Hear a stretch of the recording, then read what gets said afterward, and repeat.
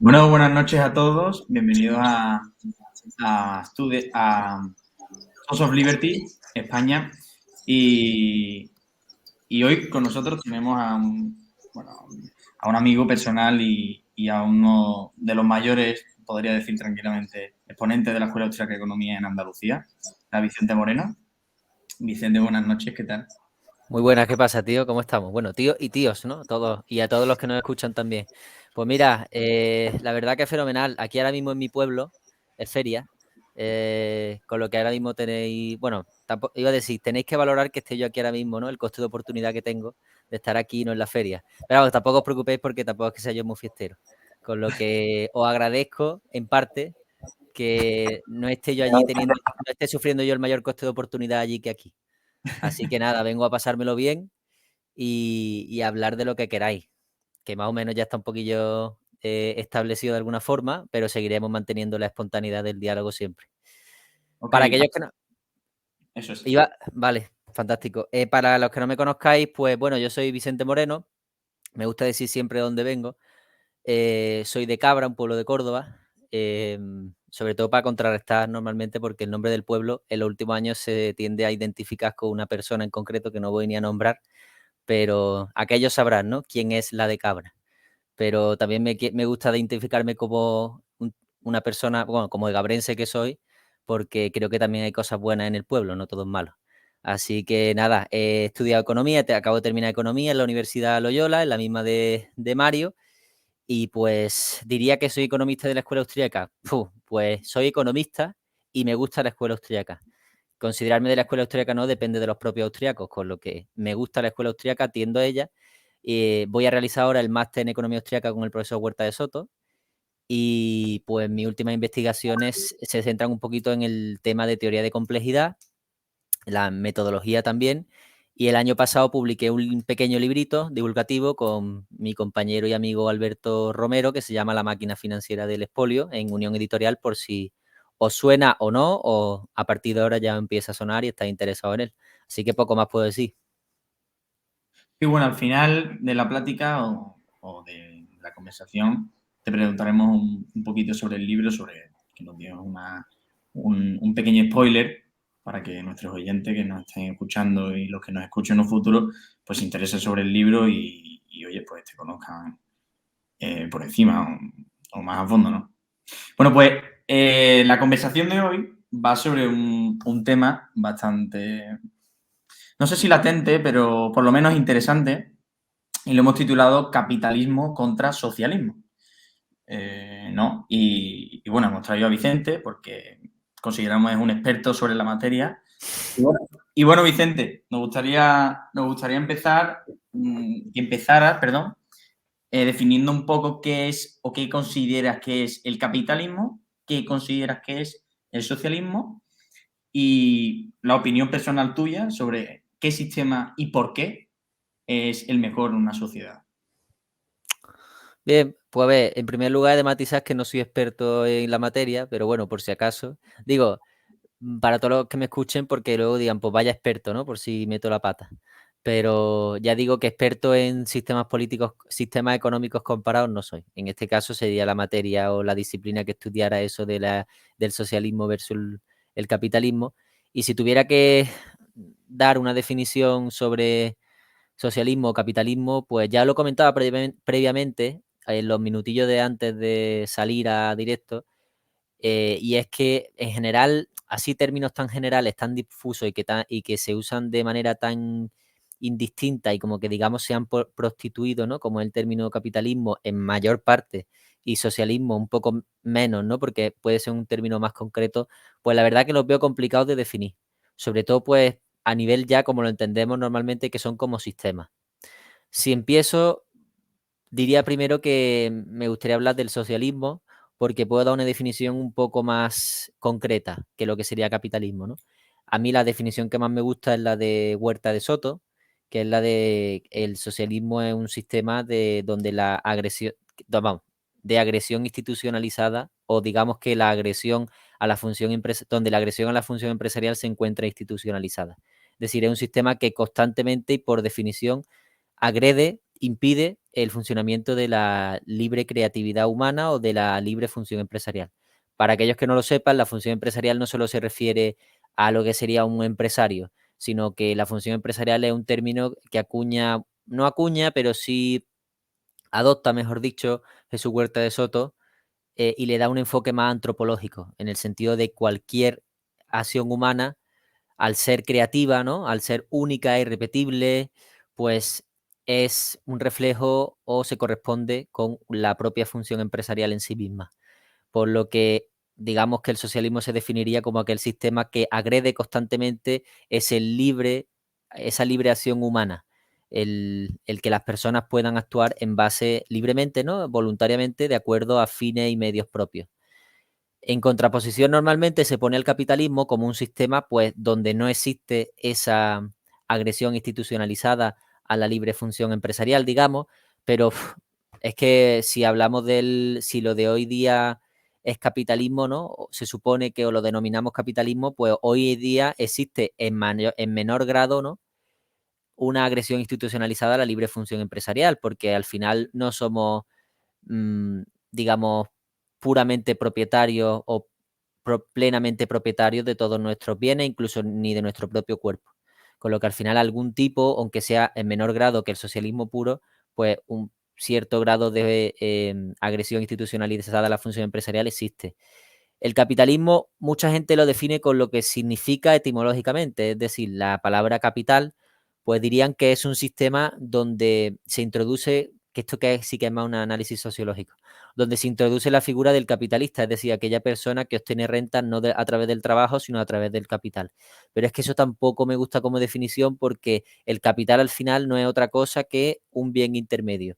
Y un bien intermedio existe incluso en una sociedad que tampoco es sociedad, sino incluso en una economía única de una única persona. Es decir, el típico Robinson Crusoe, en el momento en el que usa un palo para conseguir la fruta del árbol, y, es decir, ya está usando un bien intermedio, ya está usando un bien de capital, ya está obteniendo rentas a partir de ese bien de capital. Y es el único propietario porque le corresponde a él. O sea que eso también en teoría sería capitalismo. Claro, no suena extraño. ¿Por qué? Pues porque el capitalismo tiende a englobar una serie de características mayores como es la existencia de dinero, igual la complejidad de los procesos productivos y de intercambio con nuevas herramientas o vehículos financieros y toda esta historia, ¿no?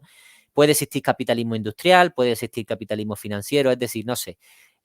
La palabra capitalismo es un poco difusa y si tuviera que, por decir algo, ¿no? No por dejarlo en el aire nada más, si tuviera que poner un sistema contrario al socialismo, diría que sería, por especificarlo, un capitalismo que sería el sistema de hoy, ¿no? Donde existen las relaciones económicas de hoy, pero de libre mercado, es decir, un capitalismo donde no exista ningún tipo de agresión institucionalizada a la libre función empresarial, porque es que si no sería socialismo, pero en menor grado. Un capitalismo sin Estado. Un anarcocapitalismo, diríamos, como se suele entender. Exactamente.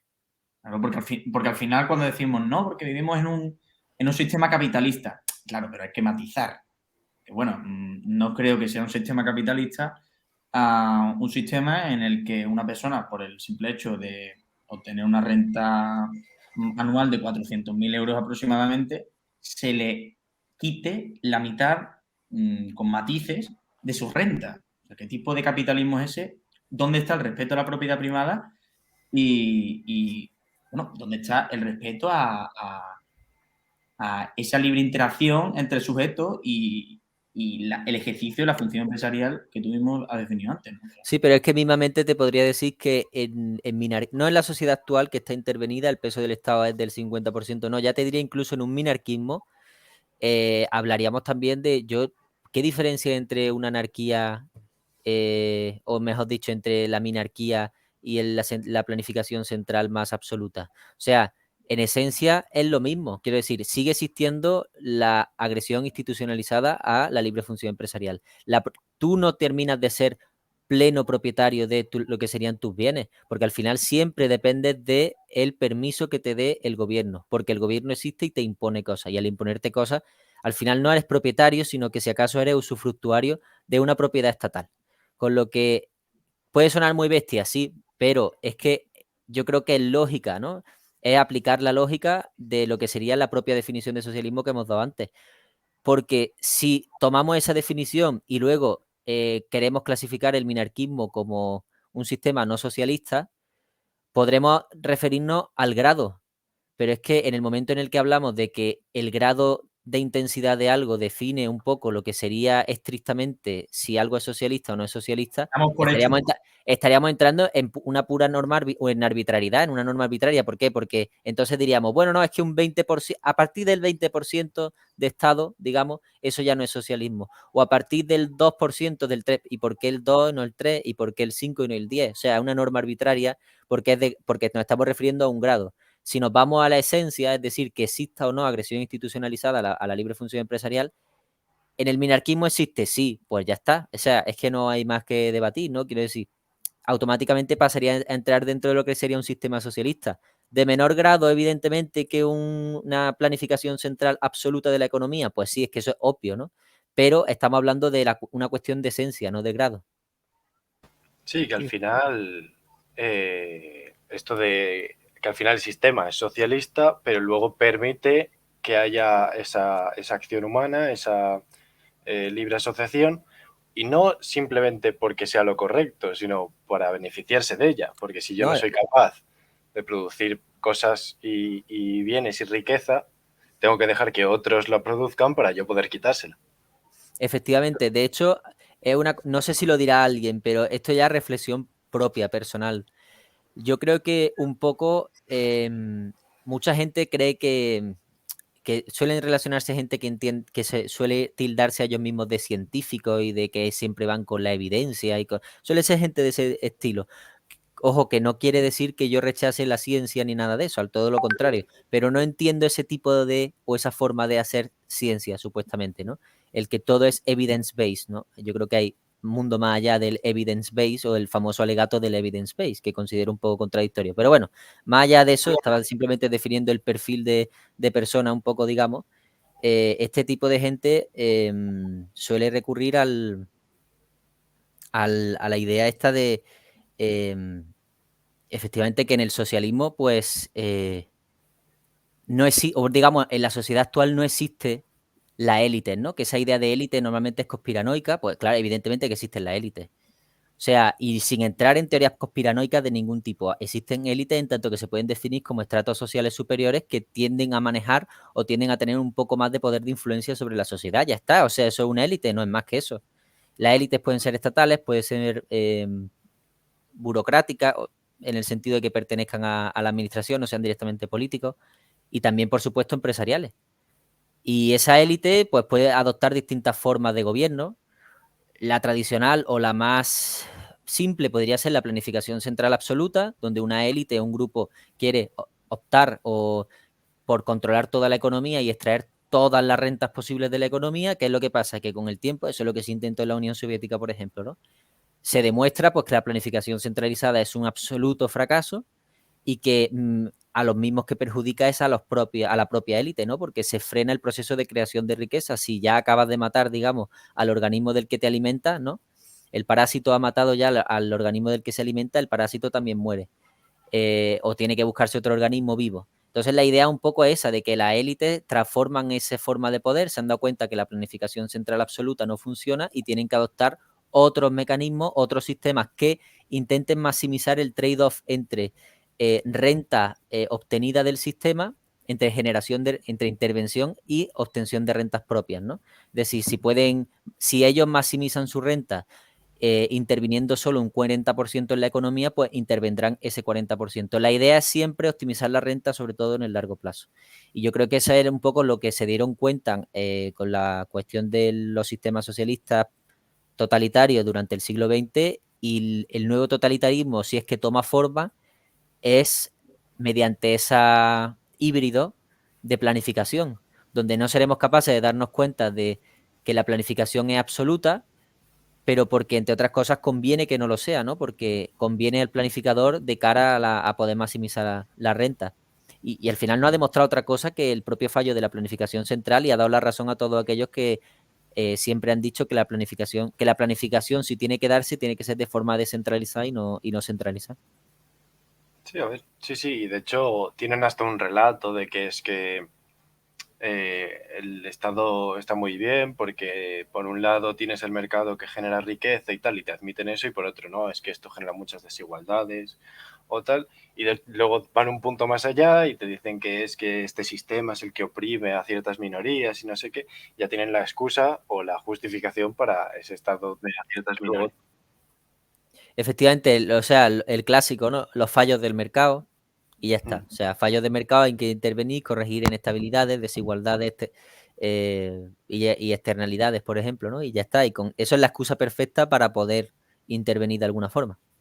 Claro, pero ahí, efectivamente, o sea, hay muchas trampas, porque, por ejemplo, Pablo Echenique le llama fallo del mercado a el aumento del precio de la luz y no dice la trampa del 75% del precio de la luz está intervenido. Bueno, de la luz, de la energía en general, ¿no? Está intervenido. Y no solo eso, sino que existe un oligopolio mantenido por el Estado. O sea, que no se permite porque existen barreras precisamente de entrada y salida al mercado energético, ¿no? Y entonces dicen, no, es falla de mercado. O bueno, el propio Papa Francisco, ¿no? Que dice, no, porque ahora en la crisis del COVID-19 se ha descubierto y se ha dado a la luz que el capitalismo o el neoliberalismo ha fallado. Bueno, señor, defina usted los conceptos. ¿De qué estamos hablando? ¿No? Sí, pero bueno, el Papa el otro día también dijo que la Iglesia tiene que estar con los pobres, no con los ricos. O sea, Sí, que yo... también te digo, ese relato suele ser típico dentro de la iglesia.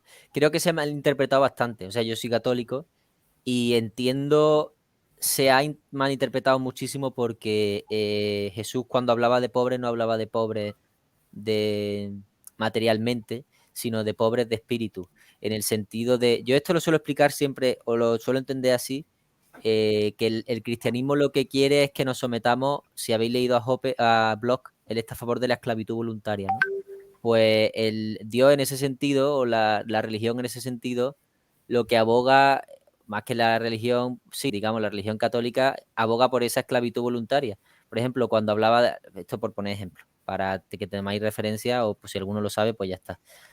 Hablaba de, por ejemplo, le hablaba a la Virgen María o algo así, y la Virgen María muchas veces respondía, he aquí la esclava del Señor. Pero habla de una esclavitud voluntaria, no obligatoria, que es una diferencia bastante importante. Es decir, en primer término, Dios siempre, digamos en este caso, haciendo referencia a la conferencia de Huerta de Soto de Dios libertario, nos reconoce como propietarios. Luego, una vez que nos reconoce como propietarios, de ahí la esclavitud voluntaria, pide que al cristiano, si es que quiere someterse a las propias leyes o a la propia moral cristiana, pues se someta a ese contrato de esclavitud voluntaria. Pero porque en la propia adopción de esa esclavitud voluntaria va implícita también el reconocimiento de una racionalidad limitada. Es decir, que las normas provienen de Dios, de un orden espontáneo, evolutivo. No eres tú capaz de definir toda una moral, ¿no? Que seguir tú mismo, racionalmente o de forma utilitarista. Con lo cual, esa adopción de la esclavitud voluntaria es interesante. Y ahí, en esa esclavitud voluntaria, en el decir yo no mando en este sentido, sino que me someto a una moral superior a mí o a mis propias normas, a mis propios designios, pues ahí es donde está la pobreza de espíritu, en el sentido de reconocer una racionalidad limitada. Y yo creo que eso es perfectamente coherente con lo que ha dicho siempre la escuela austríaca.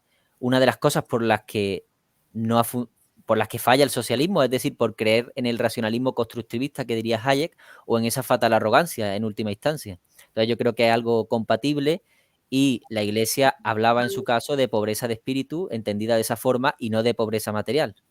Que luego, claro, evidentemente los debates y los términos se desvían para donde interesa normalmente. Sí, sí. Yo un último punto de lo de los esclavos voluntarios, porque me parece que incluso hablar de utilizar la palabra esclavo me parece como en cierto sentido tramposo por parte de para que los socialistas puedan usarlo. Porque estaba pensando y mientras estabas hablando estaba diciendo, a ver, es que un socialista te puede decir que eres un esclavo voluntario por firmar un contrato de trabajo, porque te Claro. obligas a ti mismo a ir al trabajo y tal.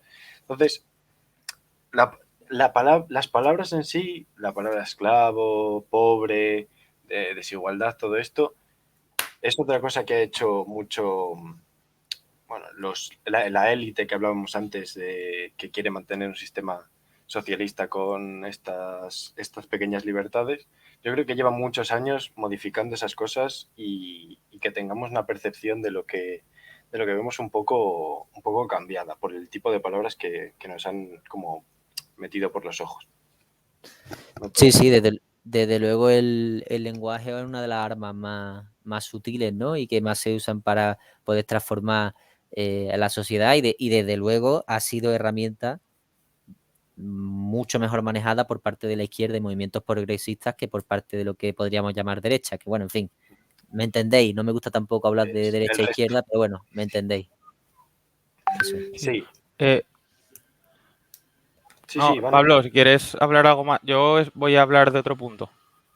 Vale, Si pues quieres... sí, sin Vale. problemas. Mira, Vicente, antes al definir capitalismo has hecho referencia a los bienes intermedios, ¿no? Bienes de capital o de orden superior. Claro, para adquirir o para que den lugar a este tipo de bienes de orden superior hará falta de un ahorro, ¿no? De un ahorro previo. Entonces, ahora hablando de este apartado de capitalismo, me gustaría preguntarte qué importancia le das o qué importancia tiene el ahorro a la hora de que existan bienes de capital que, pues, bueno, nos darán lugar a una mayor cantidad de bienes presentes en el futuro, ¿no? Entonces, ¿qué nos podrías decir acerca de la importancia del ahorro? Pues puedo decir poco porque lo tengo bastante claro. Y además es algo que no solo reconozco yo, sino que es que es raro el economista que no pueda reconocerlo prácticamente. Y es el tema de la importancia del ahorro. Pues un bien de capital, al final, depende es un bien que está invertido, pero al final es un bien que no se ha consumido, ¿no? Entonces es un bien que no se consume. Al no consumirse se acumula. Y el ahorro, pues no es otra cosa que acumulación de bienes. Al final es que es casi algo tautológico, es decir, el ahorro normalmente se identifica, al ser un bien no consumido, casi que se identifica con lo que sería el bien de capital. No termina de identificarse porque antes de lo que sería, o sea, en el proceso de dejar de consumir un bien a transformar ese bien presente en un bien que pueda reproducir otros bienes en un futuro, hay un paso que es el paso o el proceso de inversión, ¿no? Con lo que a mí normalmente me preguntan sobre el ahorro y es evidente que lo primero que hay que hacer para poder acumular capital y poder tener maquinaria, digamos, ¿no? O bienes intermedios que permitan aumentar la productividad, la cantidad de bienes presentes en un futuro, pues lo primero y fundamental es ahorrar bienes presentes. Una vez que se ahorra, pues el ahorro se puede canalizar como atesoramiento, es decir, lo mete debajo del colchón y ya está y no sirve para nada más, o puede invertirse en procesos productivos de superior o inferior duración, ¿no?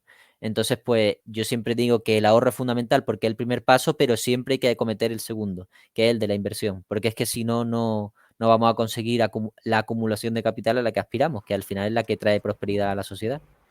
Sí, y encima la mayoría de veces siempre cogen y dicen el capitalismo consumista. Y esto es lo contrario, es como, ¿qué me estás contando? La sociedad más consumista es la de Cuba y mírala, ahorrando casi nada y el progreso económico es nulo. Es que muchas veces el capitalismo es lo que habéis dicho antes, el lenguaje es muy importante y se malinterpretan palabras como cuando has explicado el tema de la esclavitud y demás. La palabra esclavo muchas veces se utilizaba en ese contexto de forma peyorativa, y igual que el tema del capitalismo consumista, que es todo lo contrario, básicamente. No, pero yo creo, o sea, aquí hay una cosa que siempre me ha llamado mucho la atención, y es que al final, vosotros fijáis lo que ocurre, ¿no? El Estado llega y te dice que, primero, que no te ahorra, primero que el Estado no ahorra, y segundo que el Estado no invierte bien, porque el Estado siempre invierte en políticas de corto plazo, porque los políticos lo que quieren siempre es ganar las próximas elecciones, ¿no? Entonces, nosotros insistimos aquí mucho en la importancia del ahorro, pero es que el ejemplo más claro de por qué el ahorro es importante es ver cómo están los estados de endeudados, cómo sus políticas no funcionan, porque solamente quieren cosas que le vayan a servir el año que viene, porque a lo que ha dicho Vicente, aquí hablamos mucho de ahorro, de lo bonito que es el ahorro, pero también es importante invertir en cosas que no vayan a dar un rendimiento a largo plazo, ¿no? Y eso al final el Estado nunca lo hace, y yo creo que por eso también tenemos que insistir mucho en eso, ¿no? En la importancia y por qué el Estado no hace nada de esas cosas y debería hacerla, coño, porque al final, ¿no? Es nuestro dinero y manda cojones, ¿no? Encima de que nos roban, pues por lo menos, ya que nos van a robar coactivamente, mientras luchamos para que no lo hagan, por lo menos que inviertan en algo que sirva a largo plazo. Es complicado lo que propones porque al final va a tener el problema primero del cortoplacismo, que es inevitable e inherente al propio sistema, o sea, No, y no, elecciones claro, es que es cada 4 inevitable. años. Es Es que que es ese es el inevitable. problema, es que es Y además, inevitable. pero aún así te encontraría el problema tendrías problemas de cortoplacismo, también problemas relacionados con fallos del gobierno, en el sentido del que hablaba la public choice, de posible rent checking y cosas así. Y también tendrías problemas de cálculo económico. Es decir, no podría asegurarte que el gobierno fuese a invertir bien, pero porque es que enfrenta el propio problema económico fundamental, que es que no sabe hacer una asignación racional de recursos. Con lo cual es que no habría casi... O sea, lo que tú has pedido sería lo óptimo y lo que estaría bien, ojalá pasase. Pero es que si ojalá se transforma casi en una utopía.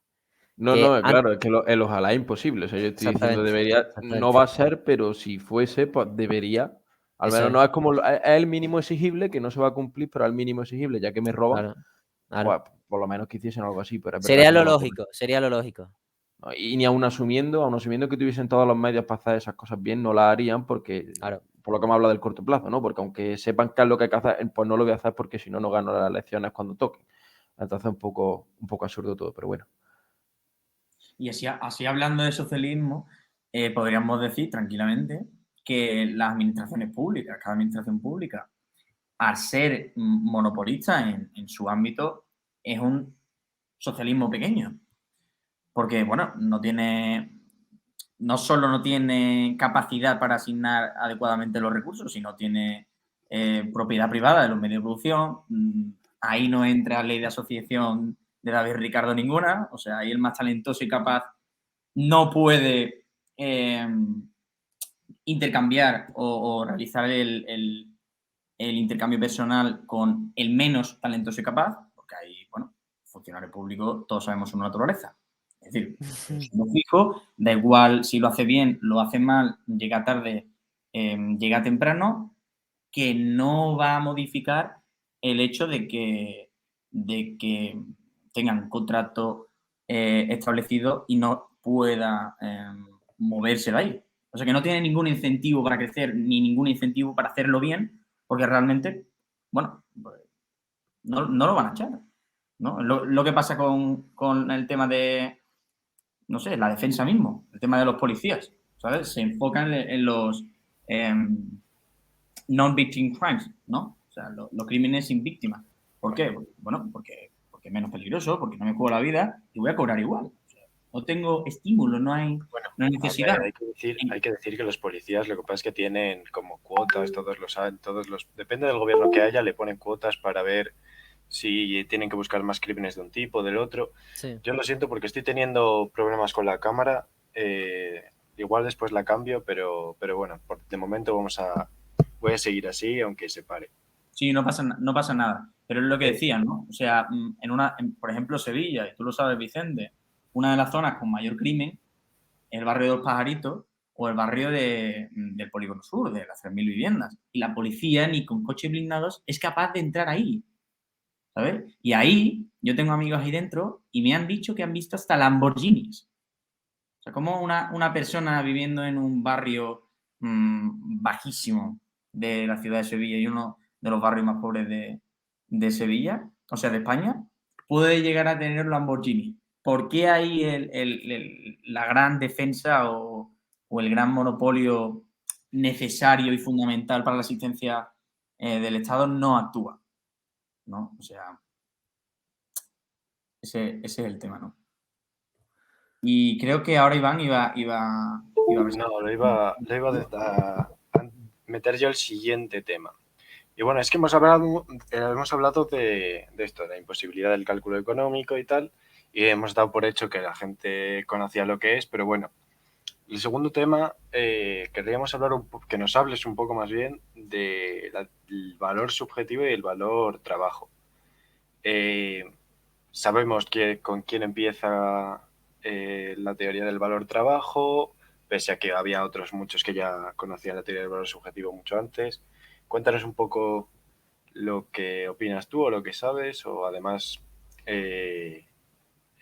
aunque hemos hablado alguna vez de ello, hoy tenemos a alguien con más nivel que nosotros para poder ilustrarnos.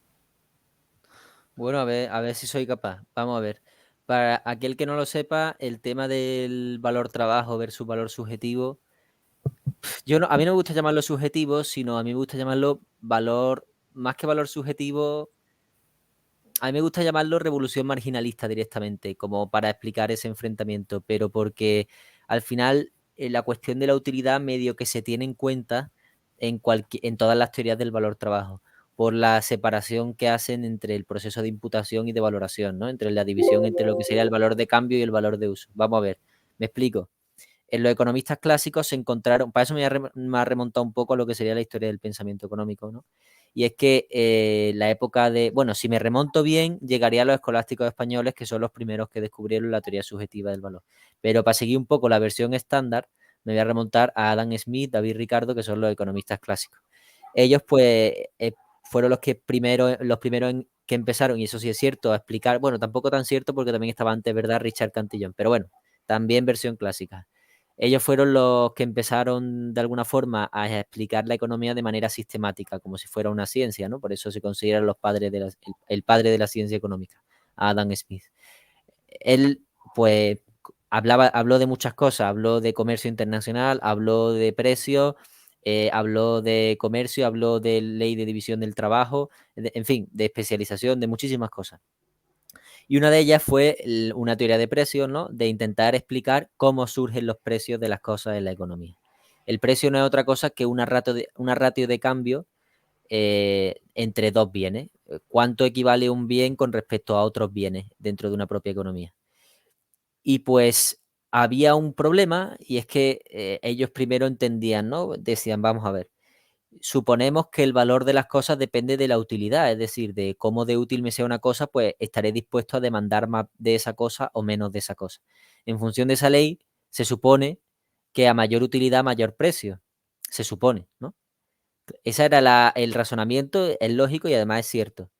Pero se encontraban con una paradoja, que es lo que se llamó paradoja del valor o la paradoja del agua y el diamante, que es que no se correspondía de forma directa esa idea de la utilidad con el precio. Porque veían que al bienes muy útiles como el agua valían muy poco, costaban muy poco, su precio era muy bajo en comparación a bienes muy caros como bienes muy caros y muy poco útiles como era un diamante, ¿no? Entonces decían, ¿cómo podemos explicar esto? Esto es imposible, es una paradoja. De hecho, Adam Smith llegó al punto de decir que afirmar directamente que la relación era inversa, o sea, que era al contrario, y además lo dijo casi que de forma categórica, es decir, que es que a mayor utilidad que tiene un bien, menor precio que tiene el mismo, o menor más que tasa de cambio, ¿no? Valor de cambio.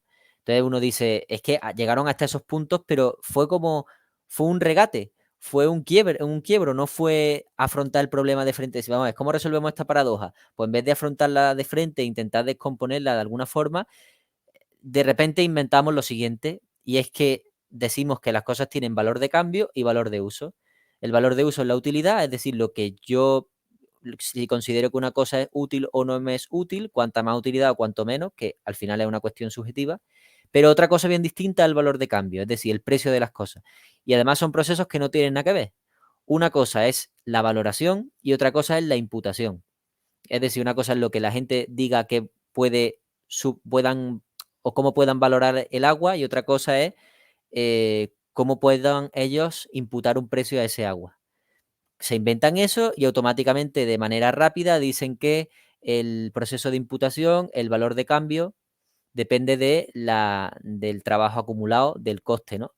Es muy sencillo y además es muy lógico. ¿Por qué? Porque ellos, recurriendo a la propia observación empírica, lo que veían era, si yo sumo el coste de este factor, este factor, este factor y este factor, me da el precio del bien final. Por tanto, es lógico, el precio final depende de la suma de los factores. Y se empezó a relacionar más bien no solo con la suma de lo que eran todos los factores, pero sobre todo con el trabajo. Porque si siguiéramos una cadena lógica, llegaríamos al punto final en el que cualquier tipo de bien en la economía tiene valor en sí mismo o tiene incluso propia utilidad, porque es el trabajo, en el momento en el que mezclamos trabajo con esa cosa, somos capaces de darle un uso a ese bien, ¿no? O incluso para poder acumular capital, primero, el capital al final, de alguna forma, sería trabajo previamente acumulado. Entonces, al final, todo se resumía en que el precio, el valor de cambio dependía del trabajo acumulado en ese bien. Eso se queda así y luego resulta que Adam Smith y eso que habían afirmado Adam Smith y David Ricardo y la mayoría de economistas clásicos, pues lo toma Karl Marx a finales del siglo XIX y de esa teoría él saca la teoría en la que se fundamenta toda su economía y toda su filosofía política también, y es la teoría de la explotación, la teoría de la plusvalía, ¿no? ¿Qué es ahora, si eso llegamos luego a ella, antes pues me gustaría, antes de meterme en ese berenjenal, pues querría decir cuál es la teoría contraria a esta teoría del valor trabajo, ¿no? Bueno, pues más o menos a la vez, un poquito después, un poquito después, digamos, sí, mucho después de la publicación del Capital, 30 años prácticamente, si no me equivoco, 20 y tantos años creo, se publica en 1871 el Principio de Economía de Karl Menger, que fue el fundador de la escuela austriaca, y el mismo año también se publica, unos meses más tarde, un libro de William Stanley Jevons, padre de la economía neoclásica, y 3 años más tarde, si no me equivoco, o 2 años más tarde, publica Leon Walras otro libro, cada uno en una parte de Europa, sin estar previamente conectados o coordinados, pero llegan a la misma conclusión y es, digamos, de alguna forma la resolución de la paradoja del valor que atormentaba a los economistas clásicos. Y es que Menger planteaba lo siguiente: el proceso de imputación y el proceso de valoración es el mismo, es decir, eso de separar valor de cambio de valor de uso es una tontería, porque la forma de resolver la paradoja del valor era aplicar un análisis marginal a lo que sería el proceso de imputación de los bienes. Es decir, no pensar en diamantes y en agua en general, sino pensar en la utilidad que tiene una unidad adicional de agua o una unidad adicional de diamante para el propio individuo, ¿no? Y el propio individuo, al valorarlo marginalmente, también está teniendo en cuenta el total. Por tanto, también está teniendo en cuenta o engloba el propio concepto típico que hablamos de la escasez, ¿no? Claro, si lo pone en esos términos, es decir, que el precio se imputa por la última unidad, porque además es cierto, porque el precio no es un precio general, no existe un precio general para algo. El precio es la tasa de intercambio entre un bien y otro bien. Y si te vas al mercado, los precios que va a haber son el precio que hay por el último bien. Ahora, pueden existir ahora mismo, por ejemplo, en mercados muy líquidos, pueden existir hasta 4 tipos de precios, si lo queréis. El famoso precio bid, el ask e incluso otros más. Pero bueno, estamos hablando en términos más simples para que se entienda, ¿no? Un bien tiene... El precio de un bien es un hecho histórico, como decía Mises, ¿no? Y además es de un bien, no es de todos, sino que es de uno. Por tanto, lo interesante es el análisis marginal. Más o menos precios históricos pueden servir a los empresarios a día de hoy para orientarse. Pues sí, ¿por qué? Pero se asume también un presupuesto de constancia. Si de repente existieran cambios súper volátiles dentro de la economía, esa información pasada ya no serviría para absolutamente nada. Y los precios tendrían que revelarse de nuevo, o información totalmente distinta, en nuevos intercambios. ¿Vale? Entonces la cuestión es que efectivamente tenían razón Menger, Walras y Jevons, y es que el análisis marginal es lo que permite resolver la paradoja del valor y es como efectivamente se imputan los precios en la economía. Y es que si tú tomas una unidad adicional de agua, dado que tú tienes muchísima agua disponible, ya tendríamos en cuenta el concepto de escasez, una unidad adicional de agua en comparación con una unidad adicional de diamante, que no hay tanto diamante, pues ahí sí se explicaría que una unidad adicional de agua tiene mucha menos o reporta menos utilidad marginal que una unidad adicional de diamante, digamos, ¿no? Y de esa forma la gente sí estaría dispuesta a ofrecer más bienes de los que ya tiene, o en este caso, por ejemplo, estaría dispuesta a ofrecer más unidades de agua por una sola unidad de diamante, llegando a la conclusión de que el precio del diamante, en términos de otros bienes, que siempre no podemos olvidar, no podemos imaginarlo solo en dinero, sino en términos de otros bienes, relativamente, sería mayor que el de una unidad de agua, ¿no? Por ejemplo. De esa forma se resuelve la paradoja del valor.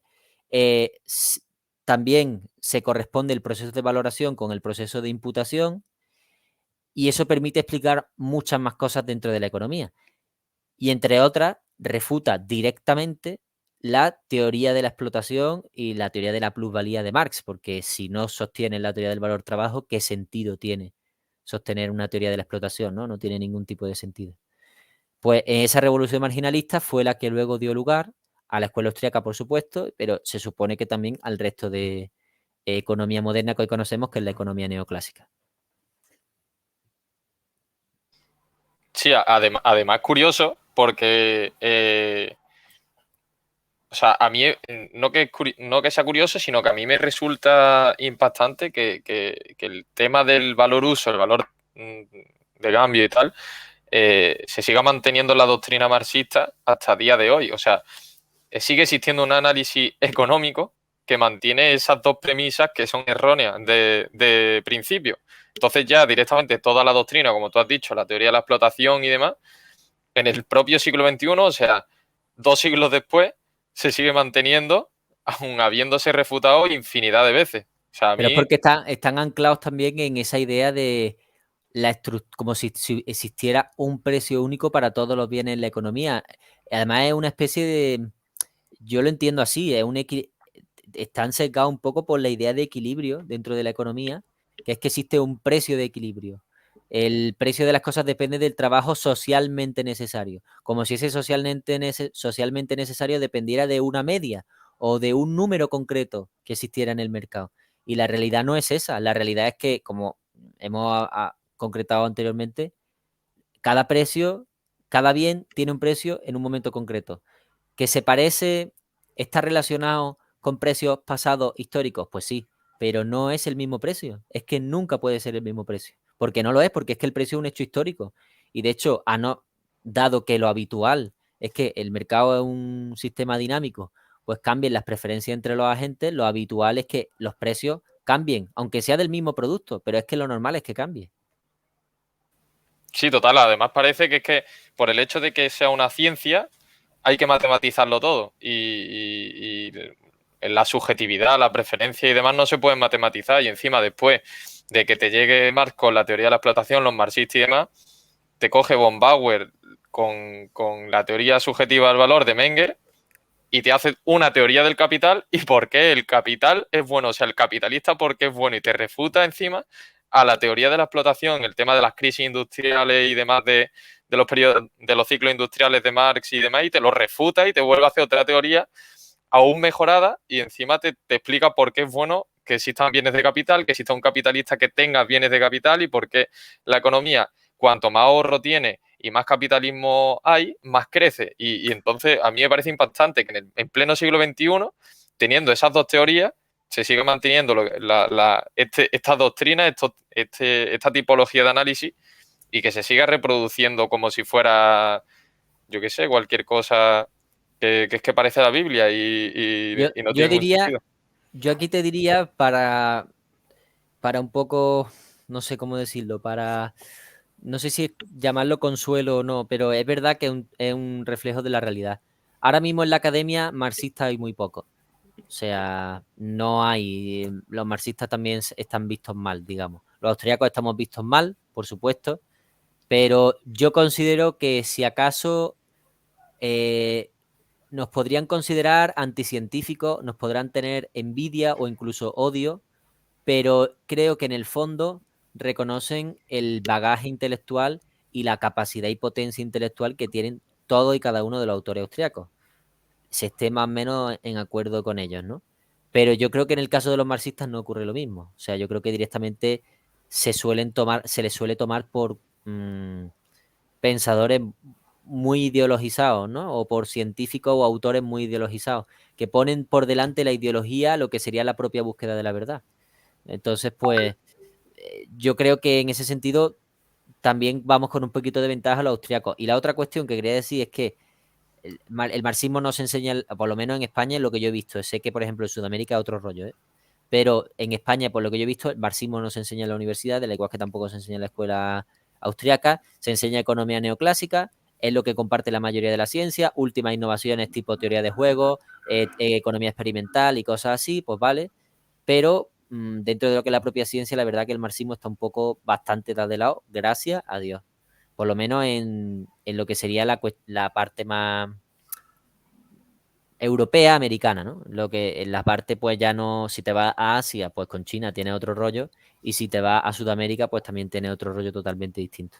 Si acaso, el único problema es que el marxismo, esa idea de las clases sociales, la lucha de clases, los obreros y los trabajadores, sí es verdad que esa dialéctica sigue calado a nivel social. Y eso sí se repite como discurso por parte de la gente. Incluso gente que no es marxista asume directamente la existencia de las clases, de que yo soy obrero y hay un capitalista que me explota. Y no me explota en el sentido de que exista plusvalía.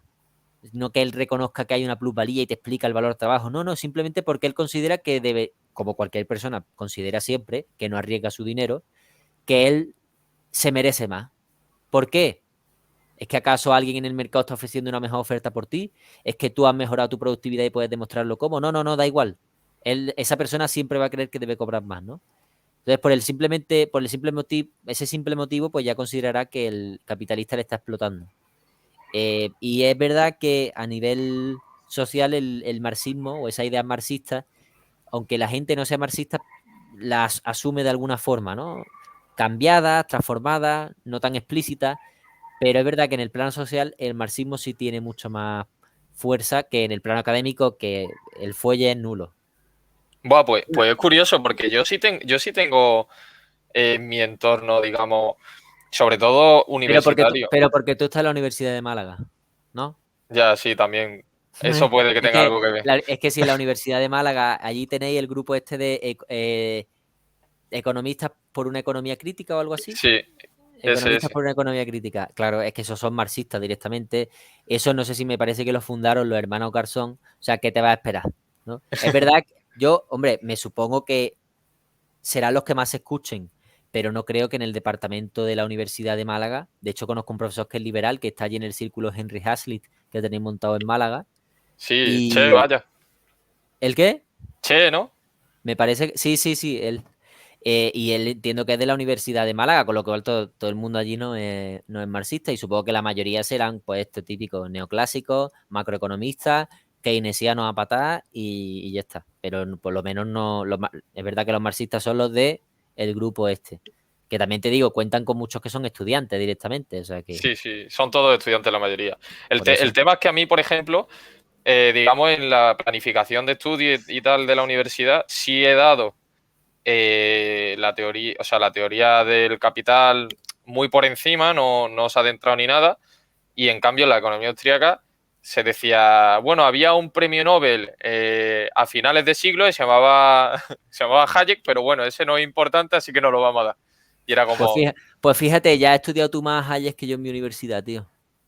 No, pero A mí a Milton Friedman me lo mencionaron una vez para explicar la idea de la curva de Phillips aumentada con expectativas. Ya está. Eso fue para lo que me explicaron.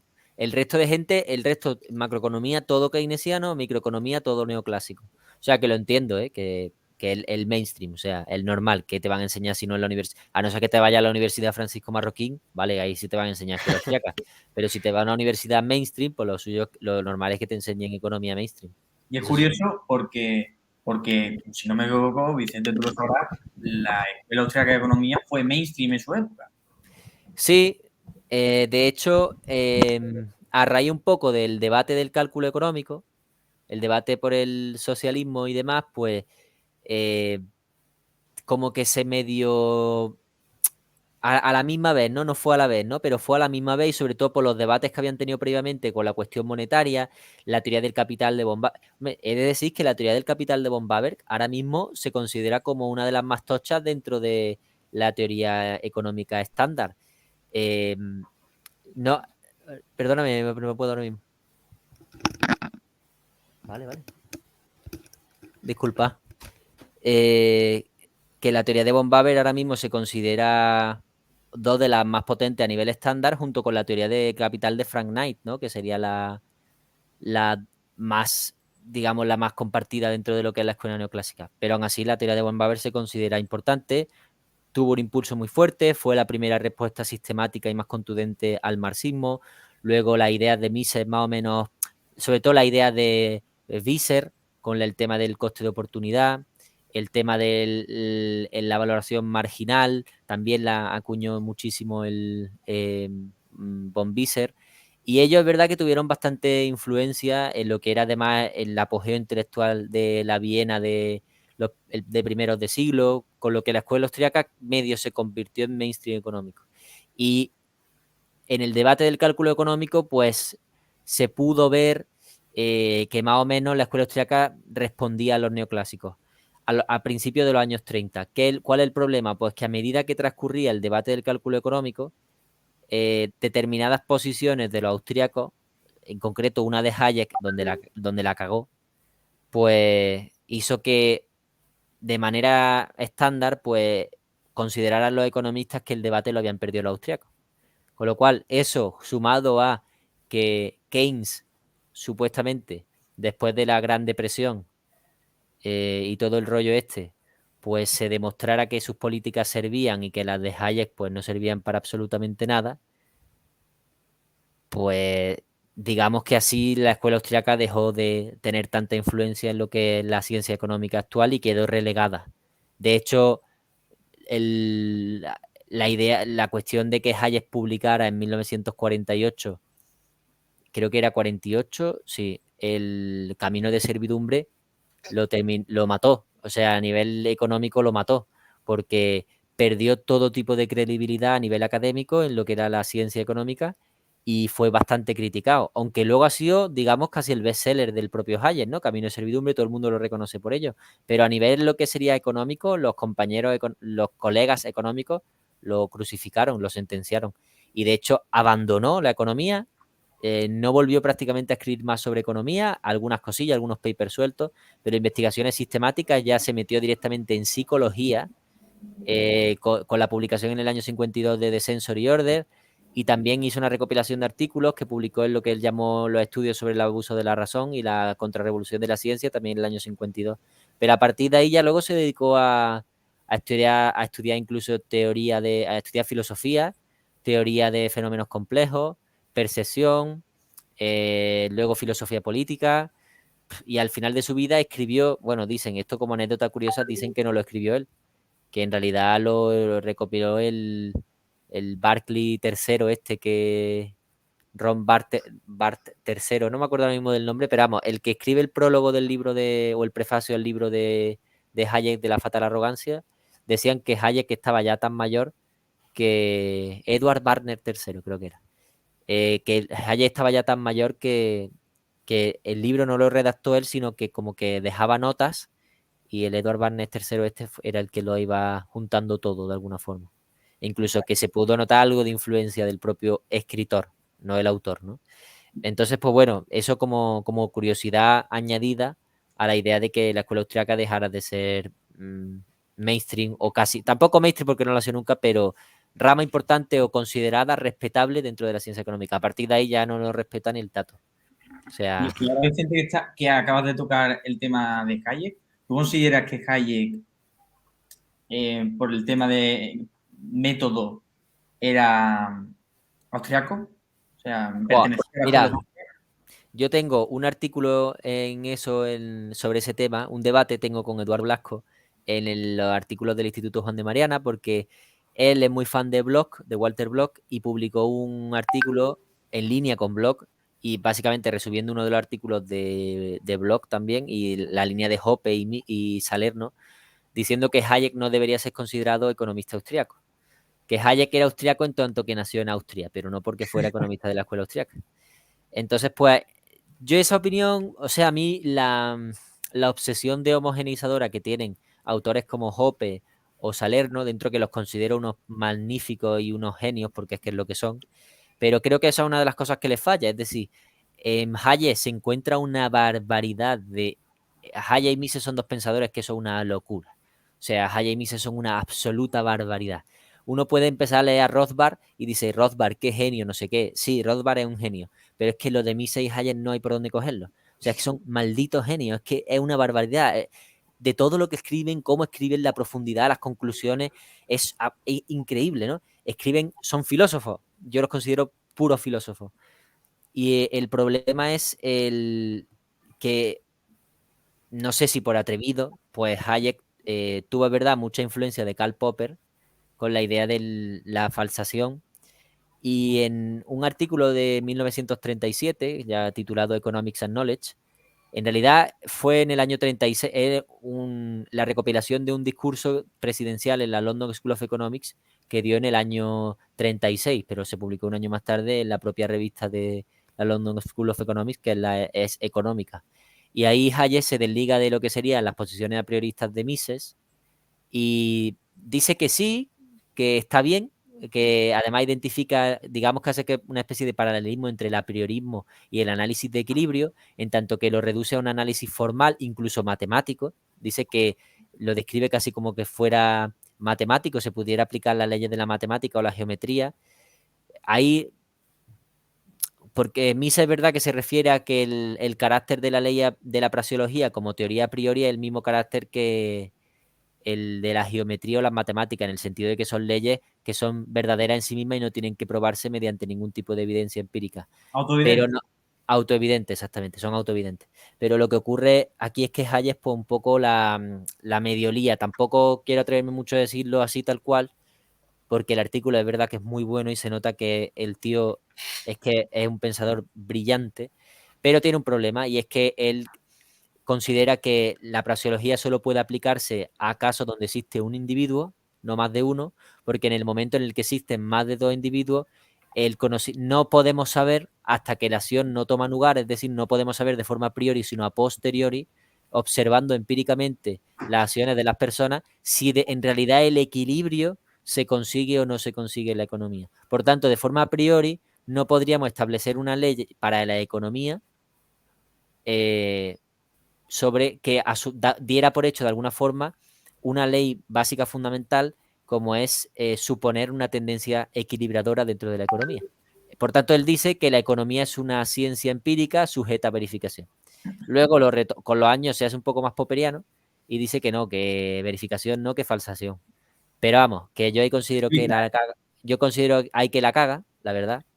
Creo que hace un apunte interesante que se puede reformular de alguna forma, pero creo que el hecho de tirarse ya automáticamente por el verificacionismo más positivista, porque es que el verificacionismo es positivismo puro, creo que ahí la caga bien caga. O sea, ahí mete la pata hasta el corvejón. Ahí la lía. Pero es verdad que luego, con los años, cuando desarrolla la teoría de complejidad, pues yo creo que ahí sí lo remedia un poco. Y lo remedia porque con su teoría de complejidad le da un varapalo a lo que sería el principio de verificación y falsación, que es tremendo. O sea, él mismo dice que a medida que los fenómenos se hacen más complejos, el grado de falsabilidad de los mismos se reduce. Y que entonces, si habláramos de fenómenos muy complejos, el grado de falsabilidad sería prácticamente nulo, ¿no? O sea, directamente, si asumimos que, como él asume y como dice que son, los fenómenos de la economía y los fenómenos sociales son mucho más complejos que los fenómenos de las ciencias naturales, es que directamente no son falsables. Con lo que es verdad que ahí, digamos, enmienda un poquito su postura y demás. No lo voy a juzgar por un artículo, porque después, por ejemplo, antes de eso, en Prices and Production, Hayek desarrolla un análisis económico a priori, aunque él no dice que sea a priori, pero lo desarrolla como si fuera Mises, impecable, ¿no? O sea, impecable. Es puro a priorismo, no es evidencia empírica ninguna, ni verificacionismo, ni leche en vinagre, es brillante. Además de que luego la propia filosofía que desarrolla con los años también es a priori, o sea, su teoría de fenómenos complejos es a priori. Yo no sé de dónde, o por ejemplo, su teoría epistemológica de lo que sería lo que él llama la explicación de principios, que básicamente es la idea de que la mente no puede explicarse a sí misma, eso no se puede verificar, ¿no? Eso es una teoría a priori que se sube, una idea a priori, una proposición que se asume de manera universal y necesaria para cualquier caso. Y ahí no recurre a ningún tipo de verificación. Además de que él sostiene una filosofía, una epistemología neocantiana, que en teoría sería compatible con esa idea de que existen las proposiciones sintéticas a priori. Sí, Por tanto, yo creo que Hayek, si lo toma en conjunto, es salvable. Ahora, como te vaya a cogerlo a puntos concretos, como es el artículo Economics and Knowledge, pues vale, te lo puedes reventar o te puedes decir que directamente, pero coño, no considero que por un artículo, una vez que lo haya dicho, o 3, 4 veces que lo mencione, teniendo obras donde aplica precisamente a priorismo y obras donde directamente da mejores argumentos que Mises, y así lo digo, da mejores argumentos que Mises para reventar el falsacionismo, pues es que no considero que que directamente se le tenga que dejar de considerar austriaco. Es que no lo entiendo. Además, que otra cosa, que Hayek se mete en el berenjenal, extiende un berenjenal que no había extendido Menger. O sea, que lo plantó Menger, pero que él no había extendido. Quiero decir, Menger es otro genio acojonante, porque ese tío es que el que, si me avisas que es un genio, pues la mayoría de cosas la había dicho antes, con un poco menos de extensión o un poco más ruda, Menger. Todo, es que es brutal. La separación entre teoría e historia, que es una barbaridad que hace Mises, de buena, digo, es algo que ya había resaltado previamente Menger. Y sin embargo, lo que hace Mises es darle mucha más trasfondo filosófico, epistemológico, una lógica impecable, y además lo extiende y desarrolla muchísimo sus implicaciones y construye una metodología sobre eso. O sea, chapó por Mises, porque eso solo puede hacer un genio. Pero el tío que primero lo nombra es Menger, y el tío que primero da, bueno, y el tío por el que se acuña la característica de austriaco es por Menger, ¿no? Porque durante el Methodenstreit, es decir, una lucha por el método, a Menger lo descalificaron y le decían: tú eres austriaco, tu teoría es austriaca, en el sentido de que era algo despectivo. Por tanto, la teoría de Menger, que recoge tanto fenómenos complejos como a priorismo, es una teoría austriaca. Y desde ese punto de vista es de donde yo creo que se tiene que juzgar cualquier tipo de contribución de un autor para ver si es austriaco o no austriaco. Es decir, ¿ha extendido o ha seguido la línea de Menger o no? Y la línea de Menger incluye tanto a priorismo como estudios de teorías de fenómenos complejos de orden espontáneo. Sí, Vicente, además curioso porque cómo comprueba... Espera un segundo, que quiero terminar de tocar este tema. Que es curioso porque la ciencia económica no puede realizar, digamos, empirismo, porque como haces experimentos, o sea, lo puedes hacer a través de la historia, pero digamos que no puedes realizar un experimento y voy a comprobar si esto funciona o no. No es como como la física. Todo, claro. Exactamente. Los Entonces, experimentos naturales no son posibles, además los experimentos controlados tampoco. De hecho, lo último que se intenta ahora mismo son los famosos RCT, que son los Randomized Controlled Trials, que se están aplicando mucho a economía del desarrollo, y de hecho los premios Nobel del año 19, que fueron Esther Duflo, Banerjee y Kremer, fueron por supuestamente reducir la pobreza, pero con la aplicación innovadora, en teoría, de los RCT. Vamos, que ellos no han inventado los RCT, que los RCT se aplica, que el tema de los Randomized Controlled Trials es lo que se aplicaba en ciencias naturales, lo único que han hecho es aplicarlo a la economía y ya está. ¿Cuál es el problema? Pues que evidentemente los experimentos en ciencias sociales no son replicables, pero es que son muy difíciles. Es que es más, te digo más, a mí la famosa distinción entre ciencias naturales y ciencias sociales no me gusta hacerla como si para uno pudiera aplicar, por ejemplo, yo no creo que el verificacionismo no es bueno ni para la ciencia, no, es que yo no creo que en ciencias físicas tú puedas decir, es que el verificacionismo es bueno para las ciencias físicas, pero para las ciencias sociales no. El verificacionismo es una mierda tanto para uno como para otro.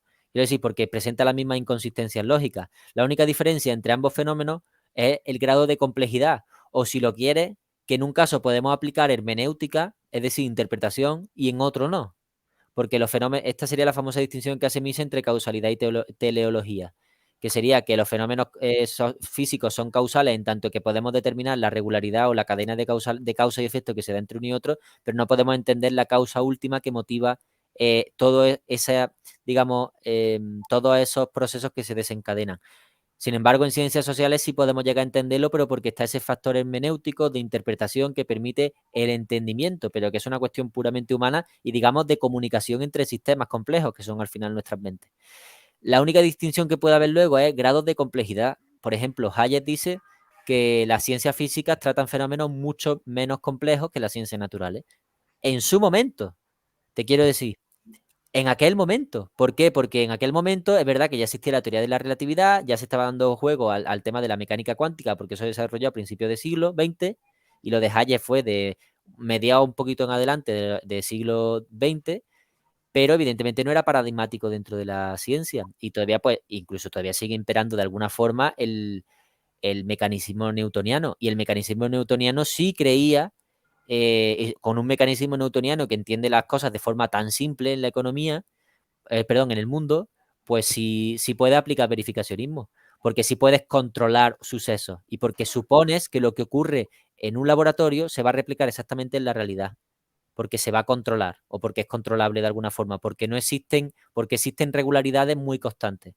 ¿Qué pasa? que si tú cambias esa perspectiva y adoptas un enfoque de complejidad con cosas tan complicadas o con enfoques tan complicados como puede ser, por ejemplo, la teoría del caos, donde se supone, como ejemplo, ¿no?, el típico caso de el aleteo de una mariposa puede provocar un terremoto en la otra parte del mundo, pues ahí se te rompe el esquema de verificación. Es que no puedes verificar, es que son fenómenos complejos. ¿Me explico? Tú no puedes ya controlar, tú no puedes introducir nada en un tubo de ensayo para controlar un fenómeno. Y eso aplica a fenómenos sociales y también aplica a fenómenos naturales. Con lo que yo creo que el gran error en este caso es el verificacionismo. No el empirismo en sí, el empirismo al uso sí, porque el empirismo confía en el verificacionismo. Pero Claro. tampoco me gustaría que mi defensa del apriorismo se interpretara como una defensa del racionalismo, porque tampoco lo es. O sea, a mí me gusta mucho la posición kantiana entre buscar un equilibrio entre racionalismo y empirismo, en el sentido de que la razón es una herramienta para poder pensar aquel conocimiento que podemos recibir por la experiencia. Tenemos unas normas que son las que estructuran nuestro cerebro, que son las normas de la lógica. Ejemplo, la ley de no contradicción. A no puede ser no al mismo tiempo. Pues eso aplica ahora en todo lugar. Son normas a priori. Otro ejemplo podría derivarse las leyes praxeológicas. Pues son normas que están implícitas en la propia lógica de la acción humana. No son negables. ¿Pero por qué? Porque al intentar negarlas contradicen nuestra propia estructura, con lo que Mises diría, Mises diría, por ejemplo, las leyes del pensamiento. Entonces, contradicen esas leyes lógicas del pensamiento. Sí, que se justifican por principio y razón suficiente, como decía Leibniz. Exactamente. Sí, pero lo que pasa es que tampoco, porque Leibniz es uno de los racionalistas. Bueno, Con sí, lo también. cual, estaría bien aplicado al término de la lógica, pero no sería suficiente, siendo un poco redundante, sino que también tendría que ver todo nuestro conocimiento de lo que sería la observación. No la observación de laboratorio, verificacionista, sino una observación un poco más amplia. Pero claro, esa observación o esos fenómenos que se observan tienen que pasar, por supuesto, por el filtro de la contrastación lógica, que de alguna forma nos sirve o para identificar de primera si esa teoría es universal y necesaria o no, o por el contrario es contingente. Vale. Vicente, hace un momento has hecho mención al tema del debate del cálculo económico, y como ya pasa la hora de directo y luego nos gustaría hablar sobre tu libro, pues vamos a ir ya directos a la pregunta. ¿Es el socialismo, teniendo en cuenta los argumentos que dieron en aquel debate Mises y Hayek, como tantas veces afirma Huerta de Soto, un error intelectual? Sí, lo es, porque el socialismo, en tanto que eso es otro matiz que hay que hacer, es porque luego han surgido vertientes en los últimos años que defienden un socialismo descentralizado, que dan la razón a Hayek y a Mises y por tanto proponen otra alternativa que sería una planificación económica descentralizada. Y esto es por lo siguiente. ¿no? Con el socialismo de mercado. Sí, de alguna forma, de alguna forma. Entonces, ¿cuál es el problema? Bueno, pues lo que ocurre en el famoso debate del cálculo económico es que un tío que se llama Otto Miura, que junto con Rudolf Carnap y junto con otros muchos intelectuales en la época en los años 20, en el Círculo de Viena, pues fundan el empirismo lógico. Y este tío, pues como pues digo, es que tiene todo que ver al final con el tema del verificacionismo y con la cuestión metodológica. Pues este tío escribió un libro en 1919 donde él abogaba de alguna forma por la planificación en especie. Es decir, él estudiaba la posibilidad de la planificación en especie en tiempos de guerra. Es decir, que en tiempos de guerra pues fuese posible que el Estado se hiciera cargo de la economía y que la asignación de recursos la hiciera en especie, es decir, sin ningún tipo de medio de intercambio o método de cálculo monetario, podríamos decir, que es lo que usamos ahora mismo, sino directamente diría, pues yo, porque no sé por qué, pues te doy a ti 3 botellas de agua y yo a ti te doy 5 ordenadores y a ti 5, o sea, directamente planificación en especie. Eso sería. Claro, Mises vio aquello en el año 19 y dijo, ¿esto cómo es posible? Pues llegó y hizo una réplica en el año que se publicó en el año 20, que era pues básicamente refutar esa idea de Otto Miura de la planificación en especie, y ya extendió todo su argumento ahí, refutando cualquier tipo de posibilidad de planificación centralizada de la economía. Es decir, que un cuerpo gubernamental o centralizado que tuviera la propiedad de todos los bienes de la economía pudiera asignar esos bienes de forma eficiente, o mejor dicho, de forma racional. Y no racional en el sentido de óptimo o de eficiente, como se suele entender, sino racional en un sentido, como bien dice Mises, prasiológico, de que se puedan cumplir los planes coordinadores de todo y cada uno de los individuos de la sociedad, ¿no? Que satisfaga las necesidades humanas, la asignación de recursos que se da en una economía. Entonces, Mises, ¿qué fue lo que dijo, no? Dijo, vamos a ver, en el momento en el que existe un... Primero vamos a entender que esto, eso es lo que dijo el primero, vamos a entender qué es esto de la imputación de los precios, cómo se imputan los precios, cómo los bienes, pues cada uno, otra vez volviendo a lo mismo, ¿no? Cómo cada bien recibe su precio y lo que vale para poder luego hacer el cálculo.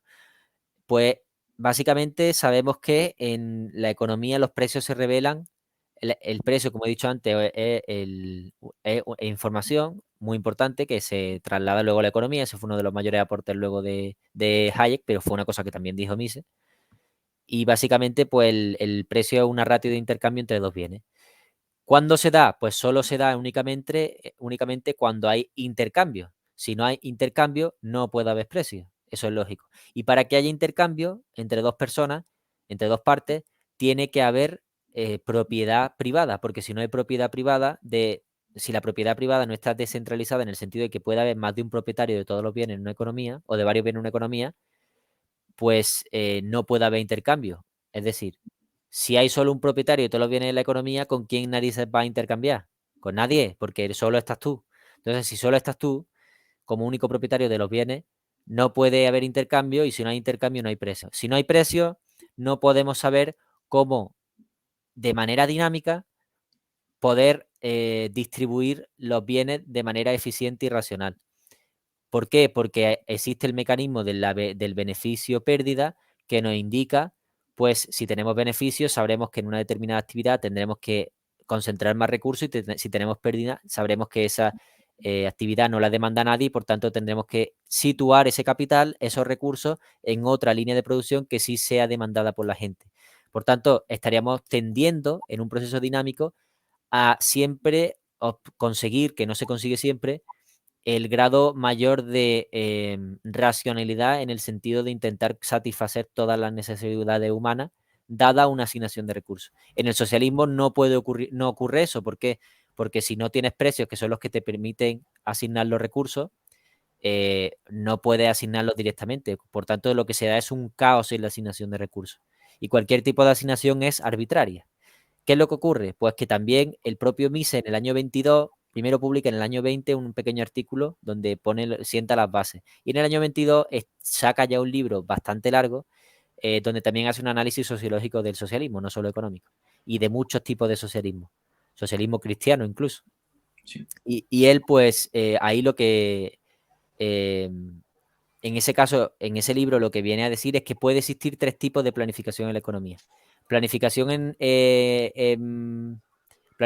especie, planificación mediante horas de trabajo y planificación mediante precios de mercado. La de precios de mercado ya la acabo de explicar.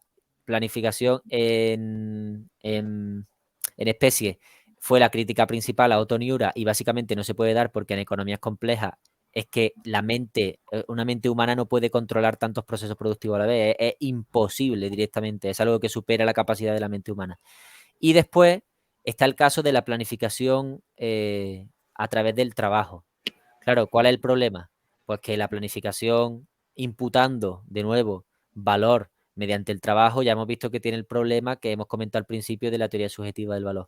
Pero es que además tiene implícito otros muchos más problemas, porque es que el trabajo no puede medir, por ejemplo, se omite el coste de los recursos naturales, se omite el coste de productos no reproducibles, ejemplo, obras de arte, etcétera. Se omite el coste, no se puede imputar el coste de, por ejemplo, animales o bienes que reproducen los propios, o sea, cosas que producen los propios animales.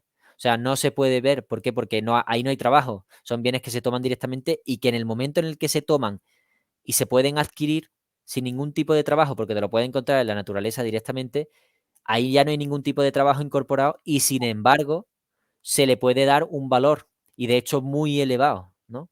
¿Por qué? Porque de nuevo no depende del trabajo. Entonces, el trabajo en sí mismo como unidad de cuenta tiene muchísimos problemas. Por tanto, lo único que queda, y además lo que y cómo funciona el mundo, porque así evoluciona espontáneamente, es el método de imputación o el método de planificación racional de los precios de mercado. Posteriormente empezaron a sumarse en el debate otras posturas, aparecieron los neoclásicos socialistas, o sea, que eso fue lo más curioso, o sea, el debate del cálculo económico no fueron socialistas contra austríacos, no, fueron neoclásicos, o sea, el estándar económico hoy, neoclásico, gente que defendía el equilibrio general balrasiano y las matemáticas como herramienta para la economía, versus los austríacos que defendían una economía de complejidad basada en los procesos dinámicos de mercado. Eso fue el debate del cálculo económico en última instancia. Rechazando el uso de la economía. ¿Cómo? Y rechazando, la gran mayoría de pensadores austríacos, el uso de la economía, o sea, el uso de la matemática en la economía. Rechazándolo de alguna forma o encontrándole muchísimas limitaciones sobre todo, más que a la matemática en general, al uso de la matemática que daban los economistas neoclásicos, ¿vale? Porque al final ellos entendían una imagen falsa de la economía y es que, por ejemplo, Dickinson y Barone creían que la economía podía, como había dicho antes Balra, una economía podía reflejarse como una serie de ecuaciones en un equilibrio general y en el momento era tan fácil como el mercado por su lado, digamos, resuelve una serie de ecuaciones. Pues si el mercado resuelve esa serie de ecuaciones, o se puede interpretar que el funcionamiento del mercado es como el que resuelve unas ecuaciones, ¿por qué narices esas ecuaciones no la va a poder resolver un planificador central?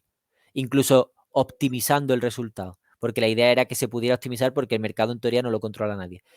Esa era la idea, y la idea se basaba en el paradigma de equilibrio balrasiano y en el uso de matemáticas. Es más, es que luego eso se avanzó un poco más. Por ejemplo, ahí argumentaron Mises y Hayek que era imposible porque la gran cantidad de ecuaciones que hubiera en una economía, eso no era computable por la mente humana. El hecho de decir ese argumento, que sigue siendo cierto a nivel epistemológico, hizo que a muchísimos le diera la oportunidad de que pocos años después, por ejemplo, Oscar Lange, en el año 63, dijera que con la existencia de la supercomputadora, las ecuaciones ya sí eran resolubles, se podían resolver y por tanto la planificación ya era posible. Eso luego recibió respuesta de otra ronda en el debate, por ejemplo, de Donald Lavoie y de Israel Kirzner, principalmente de Donald Lavoie, donde dijo que la idea no era concentrar la información, sino directamente el propio proceso de creación de información, que eso es volver otra vez a Mises, que no es que sea algo nuevo ¿le da ese enfoque de información que le daba Hayek? Pues sí, porque Don Lavoie era muy hayekiano. Pero es volver a lo que decía Mises. Mises hablaba en última instancia de la creación de los precios, de cómo surgían los precios mediante la acción. Estamos hablando de la creación, no de la concentración. Es verdad que Hayek se centró más en la idea de la concentración y la gestión de la información, pero información que se suponía ya dada de alguna forma, no que se creara de forma dinámica, ¿no? Entonces esa es la cuestión, ese es el tema principal del debate. Y también otras cosas que hubo durante el debate, pues una vez que dijo eso Mises, respondieron Oscar Lang y un montón de socialistas más con una propuesta que era un socialismo de mercado de prueba y error, que digamos emulara el funcionamiento del mercado, porque si el mercado era un proceso dinámico, cosa que enfatizaba mucho Mises, pues que también hubiera una especie de socialismo de mercado donde varios comités pudieran probar una u otra alternativa y en base a esa de la ayuda de la computación en ese caso no, pero del planificador central tomando decisiones óptimas y racionales, cosa que el mercado no hacía, más sabiendo constantemente mediante un método de prueba y error qué líneas de producción son sostenibles y cuáles no, pues de esa forma sí podría ser posible el socialismo, pero es que en última instancia el problema del socialismo es un problema institucional y es que no se respeta la propiedad privada como la norma que permite actuar libremente, comunicar información libremente al resto de personas en un sistema. Por tanto, es que estás bloqueando en términos, por ejemplo, de teoría de complejidad, diríamos que la falta de propiedad intelectual de propiedad privada, perdón, bloquea el proceso emergente. O sea, si tú cortas, si tú impides que los individuos, los agentes heterogéneos en un sistema interactúen entre ellos, porque corta el principio de propiedad, es que ese sistema se te muere porque deja de haber interacción y el sistema deja de reproducirse. Y es que eso pasa en biología directamente. O sea, eso tiene muchísimos símiles como en la biología, incluso con la interpretación de muchos fenómenos físicos. Es que es cómo funciona el mundo, es que no es otra cosa.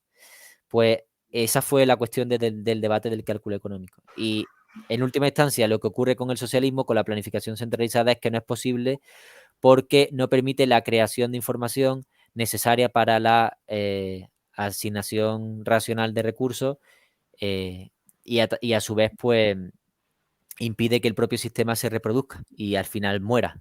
Eso es lo que ocurre, ese es el problema del socialismo.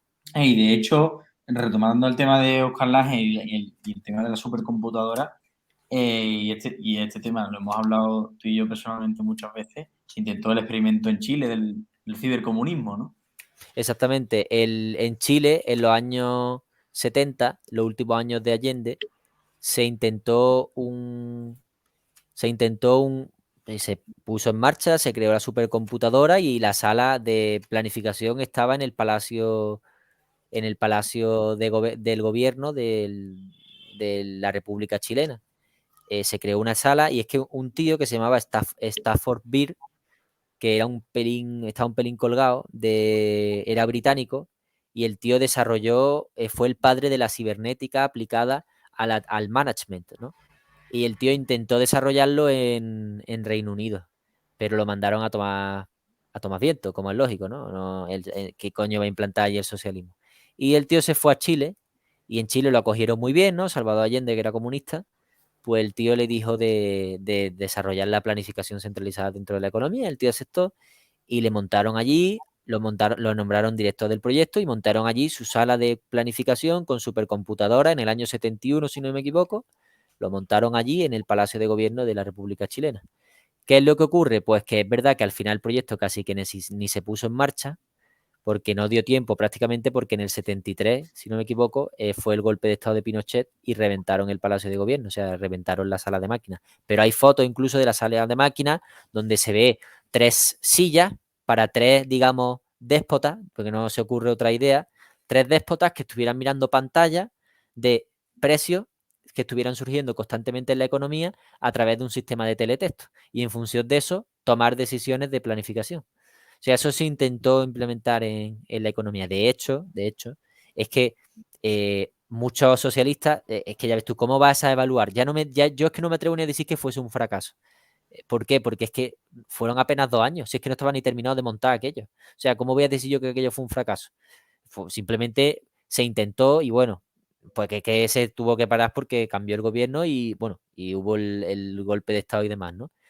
Pero es que hay socialistas que afirman que aquello fue un éxito, porque en el año 72 aumentaron muchísimas, la economía dio señas positivas de crecimiento, pero que no tiene nada que ver con la implementación del cibercomunista, el proyecto CiberSyn que se llamó, fue simplemente porque el gobierno a la vez estuvo acometiendo políticas intervencionistas de estímulo de la demanda y pues es verdad que en el corto plazo, con un estímulo de la demanda, pues casi que de forma tautológica tiene un aumento de lo que sería el PIB, pero es como si un año pues el gobierno dice de gastarse 20 millones más, pues vale, pues el PIB es que te va, bueno, 20.000, 30.000, 40.000 millones más, pues evidentemente es que el PIB te va a subir, pero el año que viene otra cosa es lo que te ocurre el año que viene, ¿no?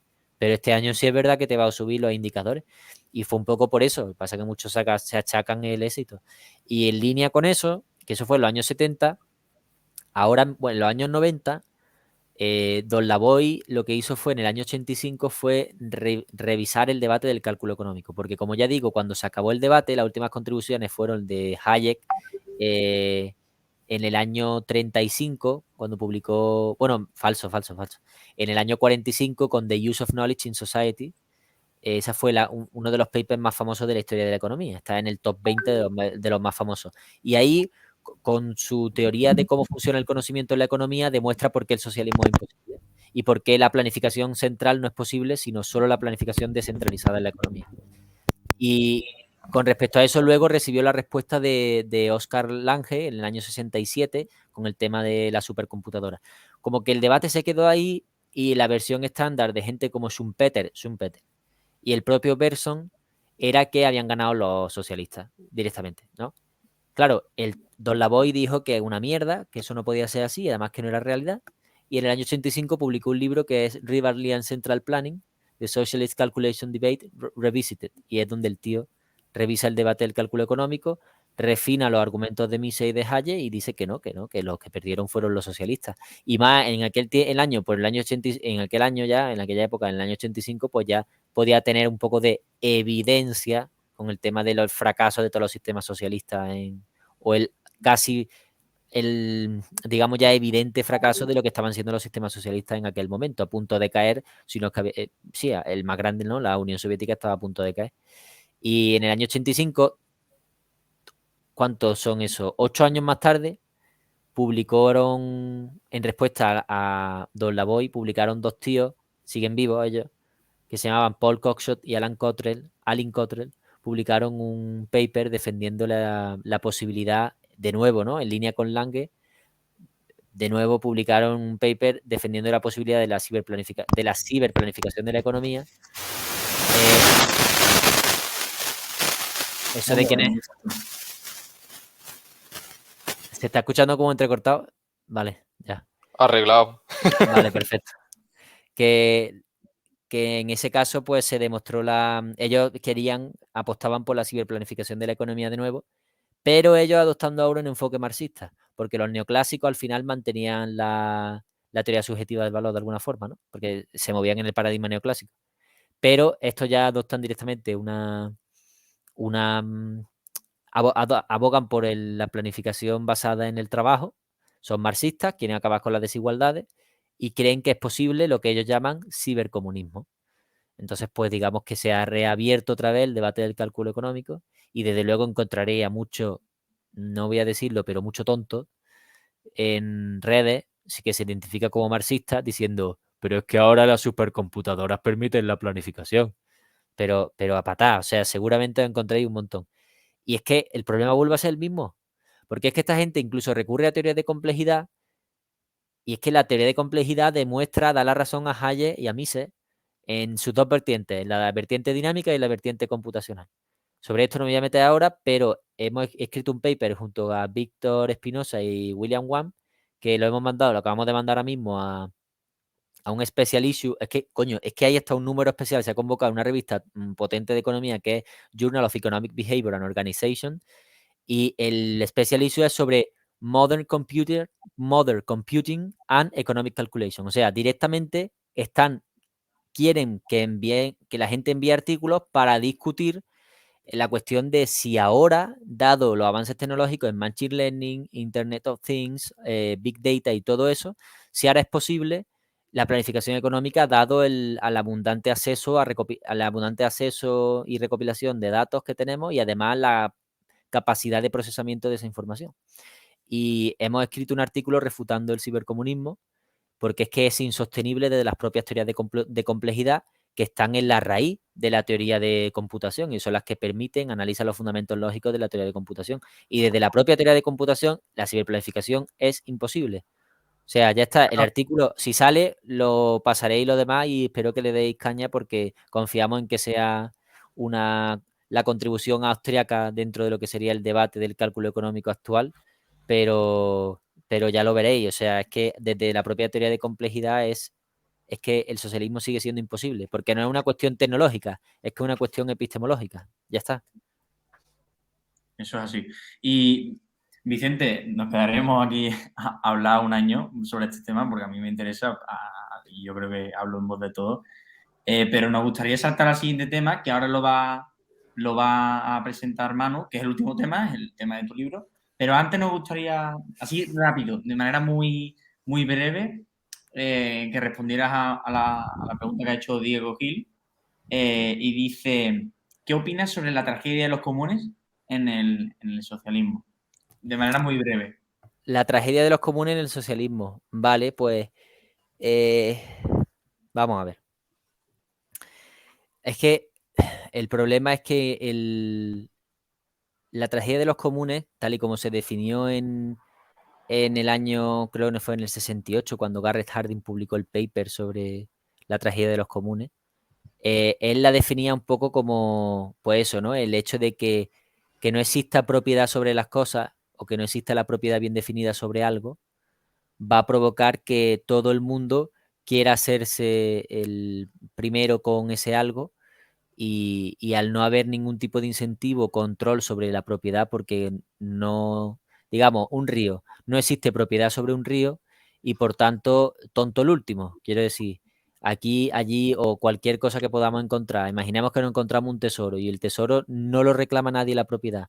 Está en mitad de un campo y la gente se pasa por allí. Pues el primero que, tonto el último, quiero decir, el primero que llegue coge, pilla y se va. ¿Qué es lo que pasa? Que un tesoro es fácilmente apropiable. El primero que llegue se lo va a quedar todo. Pero si hablamos de un recurso comunal, como puede ser, yo qué sé, un Sí, eso se yacimiento. aplica ahora al cambio climático, sobre todo. Exactamente, se aplica sobre todo a eso, ¿no? Un yacimiento petrolífero. No te puedes llevar todo el petróleo de allí. Pero tonto el último, ¿no? O sea, allí va a empezar a llegar gente y tonto el último que se lleve el último litro de o el último barril de petróleo, ¿no? Me explico.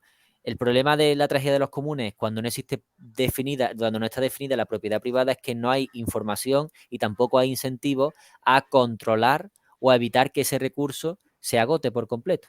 Claro, ¿cuál es el problema de la tragedia de los comunes en el socialismo? Pues que en el socialismo, al no existir propiedad sobre esa cosa, es difícilmente controlable, no hay incentivos para dejar o para evitar que esa cosa se agote. Y ya no es solo los incentivos de una persona que dice, mira, yo tengo este yacimiento, quiero seguir produciendo y por tanto me conviene no gastármelo todo este año, sino mantenerlo durante unos cuantos años más, un recurso natural que en su caso fuese reproducible, ¿no?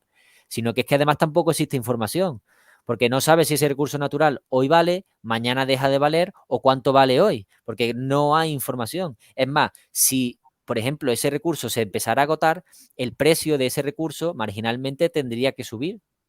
Y eso regula de nuevo la demanda.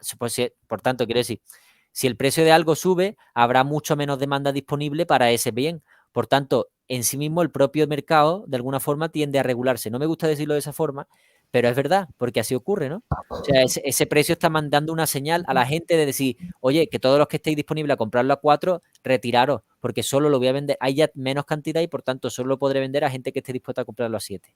Y de esa forma se regula, se evita que exista esa escasez, ¿no? Sí, se rentabiliza las otras Exactamente. alternativas. También, por supuesto. Esa es la idea de la tragedia de los comunes en el socialismo, ¿no? Que no hay información, no hay propiedad, por tanto no hay descontrol y es fácil que se produzcan problemas relacionados con la coordinación. Es decir, es fácil que pueda haber escasez o que un recurso directamente se expolie. Y ya está. Bueno, has dicho expolio es parte del título de tu libro, ¿no? La máquina financiera del expolio. ¿Por qué te crees que lo he dicho? Pues ya para conectar con el tema. Claro, ya. Yo sobre todo quiero hacer un poco de pregunta, no tanto sobre el contenido del libro, que también, porque hemos estado hablando un poco de él y Pedro tenía algún comentario que creo que va a haber un poco de discusión. Pero quería hablar primero sobre. Quiero hacerte dos preguntas. La primera es en qué momento surge, ¿no?, la idea de escribir un libro sobre este tema, ¿no? Y la segunda, un tema que a mí me fascina, que es una cosa que yo hablo mucho en Málaga con ellos, que es que cómo se adapta un discurso técnico, un discurso filosófico, complejo muchas veces, ¿no?, como es el discurso liberal o el pensamiento liberal o de la escuela austríaca, a que lo entienda todo el mundo, ¿no? A que lo entienda cualquier persona que pueda comprar tu libro y leérselo, ¿no? ¿Cuál es ese proceso de transformación de lo técnico a lo divulgativo, a lo simple, ¿no?, por decirlo de alguna manera? ¿Cómo haces simple un mensaje que es tan complejo?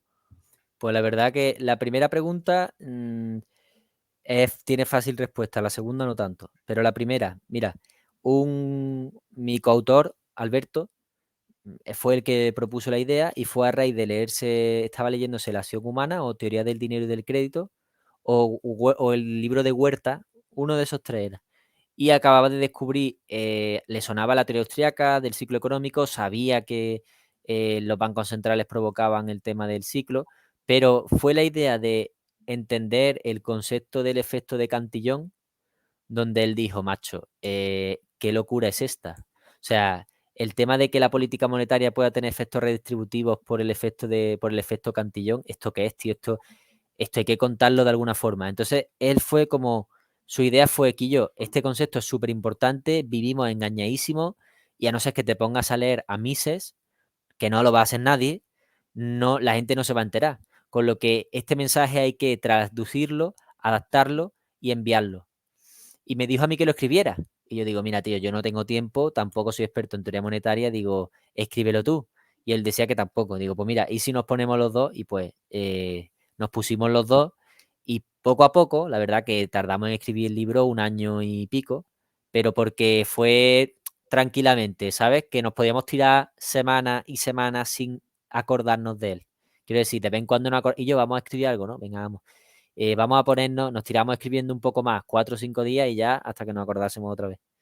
Y ya está, fue un poco así. La idea original era esa, el descubrir algo interesante en el pensamiento de la escuela austríaca y querer adaptarlo al público en general. Y con esto, con la segunda pregunta, ¿cómo hacerlo? Pues la verdad es que es complicado.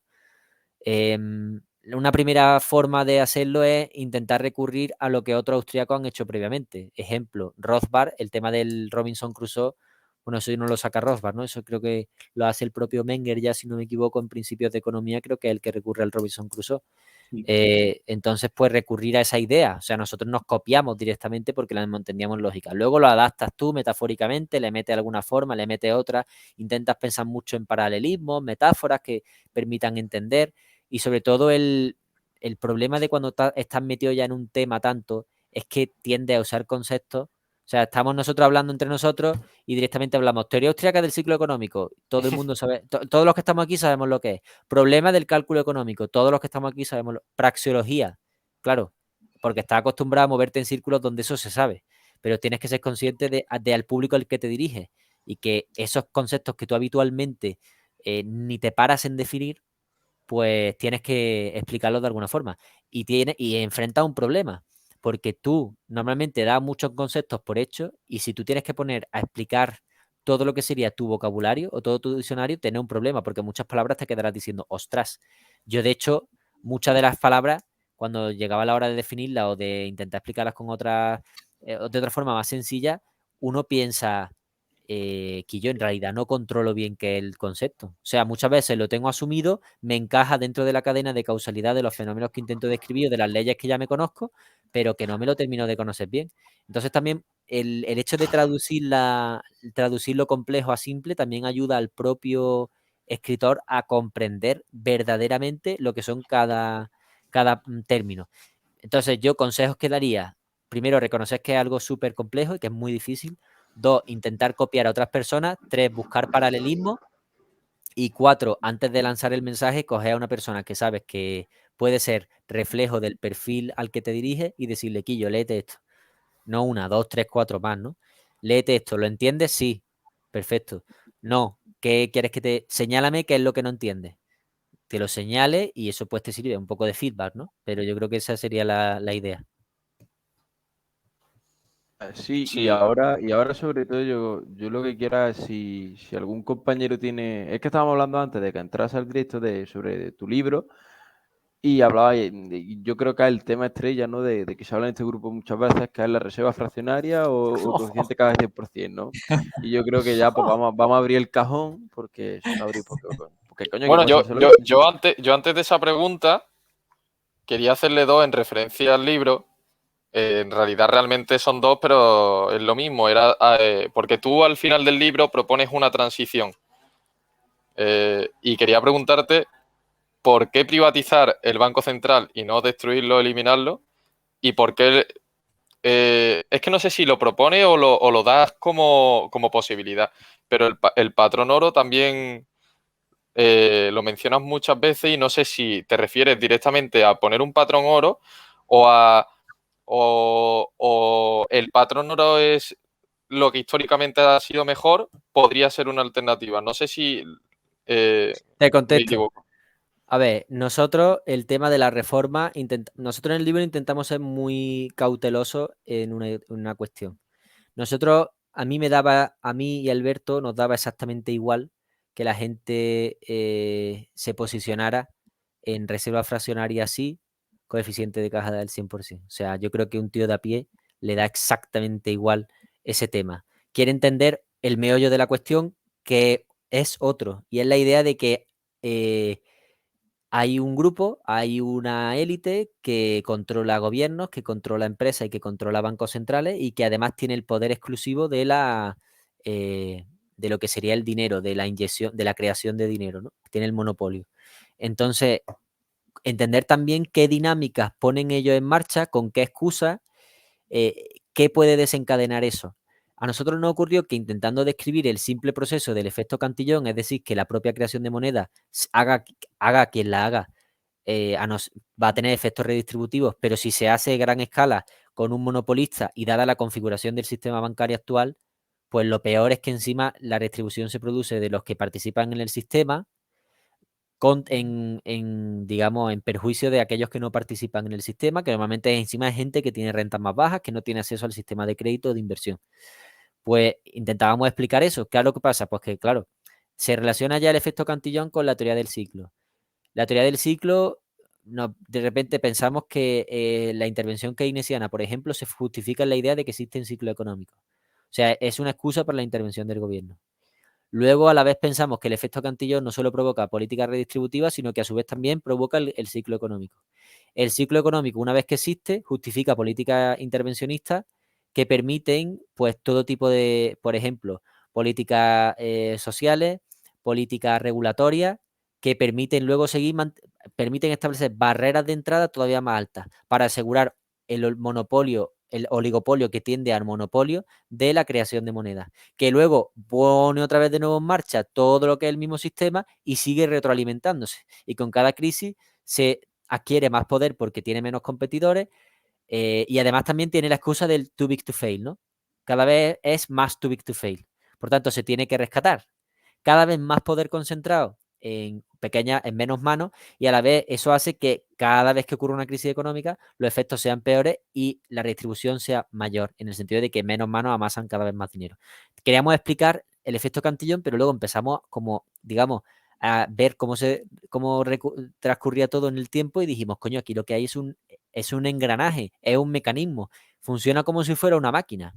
Ellos activan la máquina y en base a una serie de políticas, sucesos que ocurren, repiten ciclo tras ciclo lo mismo y siguen ganando poder, siguen ganando riqueza. Entonces, eso es lo que nosotros queríamos describir. ¿Qué pasa? Que nosotros no solo queríamos quedarnos ahí, queríamos también proponer algo. Pero, bueno, y también en referencia a queríamos que entendieran la gente de forma general que era eso para que cuando, por ejemplo, escucharan el Banco Central Europeo va a llevar a cabo una política monetaria expansiva o va a crear dinero. Pues que automáticamente no le suene a chino en el telediario, sino que digan, coño, espérate, eso puede ser malo. Eso me puede a mí quitar dinero. Eso provoca inflación. Esa es la idea, no queremos otra cosa. Entonces, por eso no nos metemos en coeficiente de caja, reserva del 100%. O sea, reserva de fraccionaria. O sea, no nos metemos en ese debate. De hecho, yo mismo no me decanto en ese debate y ahora entraré un poco más en ello, pero ya adelanto que no me decanto en ese debate. Ni por un lado ni por otro. Porque es que todavía no sé decir. No es porque diga que es que no lo sé, porque no he leído suficiente. Con lo que no puedo hablar de ese tema ahora mismo.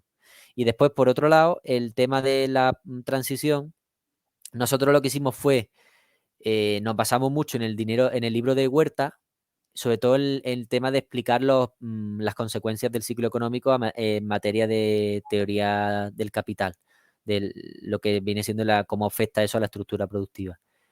Pero no queríamos basarnos tampoco en la transición que propone Huerta, porque asume directamente la posición del coeficiente de caja del 100%. Con lo que hicimos fue mezclar esa con la que propone Rayo en una revolución liberal para España. Y Rayo en una revolución liberal para España de manera un poco más presente o actual, dado el sistema bancario moderno europeo, pues lo que propone básicamente es la vuelta al patrón oro, dado que las tasas de convertibilidad, es verdad que en aquel momento, 2013, pues seguramente fueran más posibles que ahora, ¿no? De lo que viene siendo el oro para el tema del cambio en ventanilla, de lo que sería el dinero fiat por oro. Pero lo asumimos igualmente, no establecimos sino simplemente dijimos, como dice Juan Ramón Rayo, me explico, no, nosotros nos quitamos la responsabilidad de decir, yo creo que porque es que es una cosa muy gorda. Además, lo admito, yo no soy reformista, o sea, yo soy como tú, yo soy agorista, yo no creo en las reformas porque no son posibles, no llegan a ningún lado, o revienta el sistema y se crea, o surgen otros paralelos, tipo, por ejemplo, Bitcoin, o el sistema no se va a reformar. ¿Qué es lo que pasa? Que tampoco queríamos... Sí, dejarlo en el aire. No, dejarlo en el aire no, y no solo porque si no ya la gente directamente nos asocia con los de la platilla en la cabeza, directamente. Si nosotros acabamos de contar una teoría que se puede considerar conspiranoica y de repente decimos, esperaremos, lo que hay que hacer es esperar a que el Banco Central reviente y entonces instaurar un sistema de banca libre completamente, moneda privada, o incluso mientras tanto irnos al mercado negro, intentar manejar criptodivisas. Claro, la gente se va a quedar así como diciendo, bro, ya se te ha ido del todo. O sea, que proponemos, como consideramos que tampoco la reforma es algo fundamental, porque al final la gente no tiene ni puñetera idea de política monetaria, ni sabe cómo está configurado el sistema bancario actual, damos una alternativa por si a alguno le puede interesar un poco más. Y también para el propio lector, pues, para decir, mira, por lo menos proponen algo, que eso la gente normalmente lo suele mirar. Pues por lo menos proponemos algo que es, citando directamente a Huerta y a Rayo, y nosotros nos quitamos de rollo, la reforma que en este caso, por ejemplo, Rayo propone, que sería esa vuelta al patrón oro, privatizando el Banco Central, pues repartiendo él propone 3 métodos de privatización y uno de ellos es repartir la acción entre los individuos en función de la aportación que hayan hecho al Banco Central, de manera proporcional, digamos, ¿no? Entonces, pues esa sería pues, eso fue lo que hicimos, eso fue lo que nos limitamos, mejor dicho, a hacer. No nos quisimos meter mucho tampoco en un berenjenal, entiende que el libro era divulgativo, era su idea y no somos expertos en política monetaria, tampoco somos expertos en política, o sea, en sistema bancario ni en el sistema bancario moderno, o sea, es que en cualquier cosa detallada que nos pudiéramos meter, iba a ser cagarla, porque no lo sabemos, no lo hemos estudiado, entonces nos limitamos simplemente a citar a otra gente que se supone que sí lo ha trabajado más. Claro, el libro la verdad es genial. Yo solo era eso que me quedé con la duda y digo, le voy a preguntar por qué. Y ya está, pero a mí me pareció, o sea, una lectura súper cómoda y cualquiera lo puede leer. Yo creo que como divulgativo, que es tu objetivo con este libro, has dado en el clavo, vaya.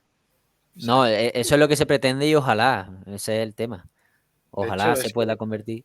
A mí me gustó mucho, yo no lo conocía, no tenía ni idea y me lo compré esta semana y tal para leerlo, no me lo he terminado todavía, pero me ha molado mucho porque es verdad que tú te pones a hablar con la gente, pues lo que hablas tú del hombre de medio, que no le interesa la política monetaria, no le interesa todo esto, pero han llegado a un punto que es tan evidente que en un libro de 70 páginas, simplemente con leerlo y entenderlo por encima, ya te queda claro que hay una élite y que hay gente que se está aprovechando de ello y de hecho es bastante bueno el libro explicando pues que este es el problema y no es tanto pues a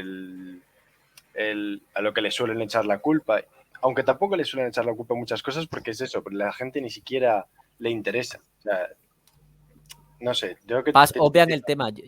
Nosotros también lo que queríamos decir era eso, el hecho de que en el que se meta todos los días en expansión, y ya no en expansión, en todos los periódicos, cuando hay una noticia gorda relacionada con el Banco Central Europeo, el Banco Central Europeo quiere mantener los estímulos.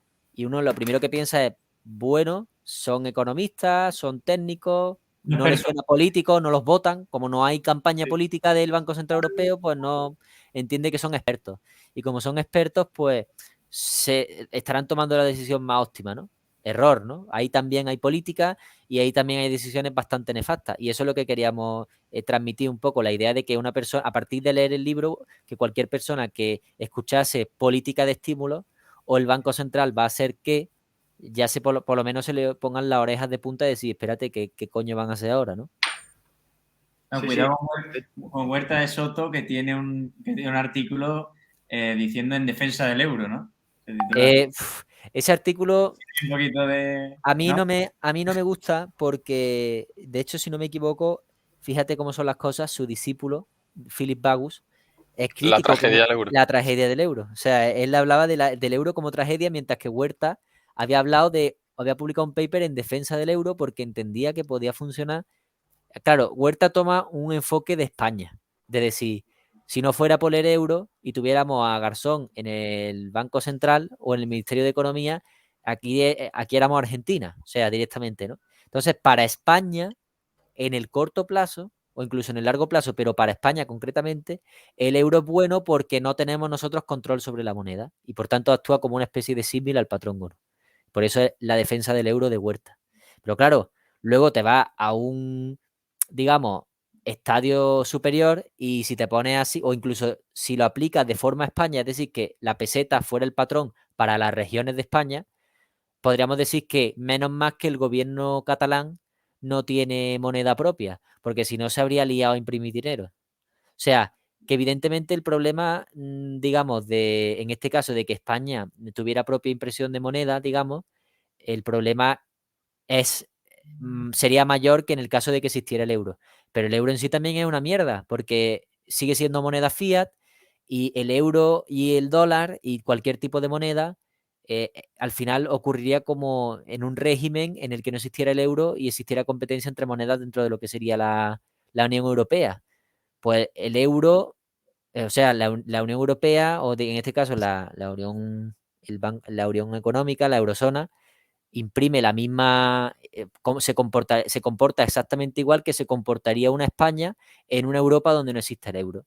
Con lo cual, al final, el euro, por mucho que nos pueda venir bien a los españoles en comparación a los italianos o a los alemanes o a los estadounidenses, sigue siendo una basura para el resto en general, sigue siendo una basura porque sigue siendo sigue generando inflación, por tanto sigue siendo una mierda. Pues sí, pues yo creo que hasta aquí llegaría la plática de hoy. Llevamos 1 hora y 52 minutos. Normalmente acabamos las tertulias en 1 hora y media, pero... Pasa que yo me enrollo bastante.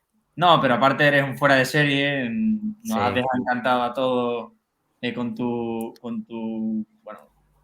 tu capacidad de razonar, con tu amplio conocimiento sobre muchísimos temas, filosofía, economía, política, etcétera. Y nada, por nuestra parte, esperamos y deseamos que todo el mundo se lea el libro, porque la verdad vale mucho la pena. Y no hace falta saber nada, como ha dicho Vicente, para leerte el libro. Y solo con leértelo por encima ya te vas a dar cuenta de que la frase de Henry Ford que decía, bueno, si la gente de a pie se enterara de cómo funciona el sistema monetario, mañana mismo habría una revolución. Pues eso es lo que Vicente expresa en su libro de manera muy divulgativa y muy excelente, la verdad. Y nada, por mi parte, Vicente, como siempre, muchísimas gracias. Estás invitado a la próxima, por supuesto, a ver que con otro tema distinto, que tendremos un poquito más de caña, que aquí te hemos visto un poquito a gusto. No me gusta verte tan a gusto. Quiero ponerte entre la espalda y la pared. Bien, bien, bien. Y pues nada, si alguno... Nada, esperamos a que saques el paper del cálculo económico. Pues ese va a tardar, te lo digo, no por nada, sino porque sabremos si nos lo han aceptado o no en enero, y hasta que se publique puede tardar hasta junio del año que viene. Con lo que, si es que se acepta, claro, si no se acepta, que te adelanto que será lo más normal, o sea, yo no estoy esperando que lo acepten, no va a ocurrir directamente. Por muy bueno que sea el artículo, es que hay cosas que a veces no se aceptan, ya me entendéis. A mí se no le dieron el premio Nobel de Economía, pero bueno, ¿qué vamos a hacer? Son cosas que ocurren.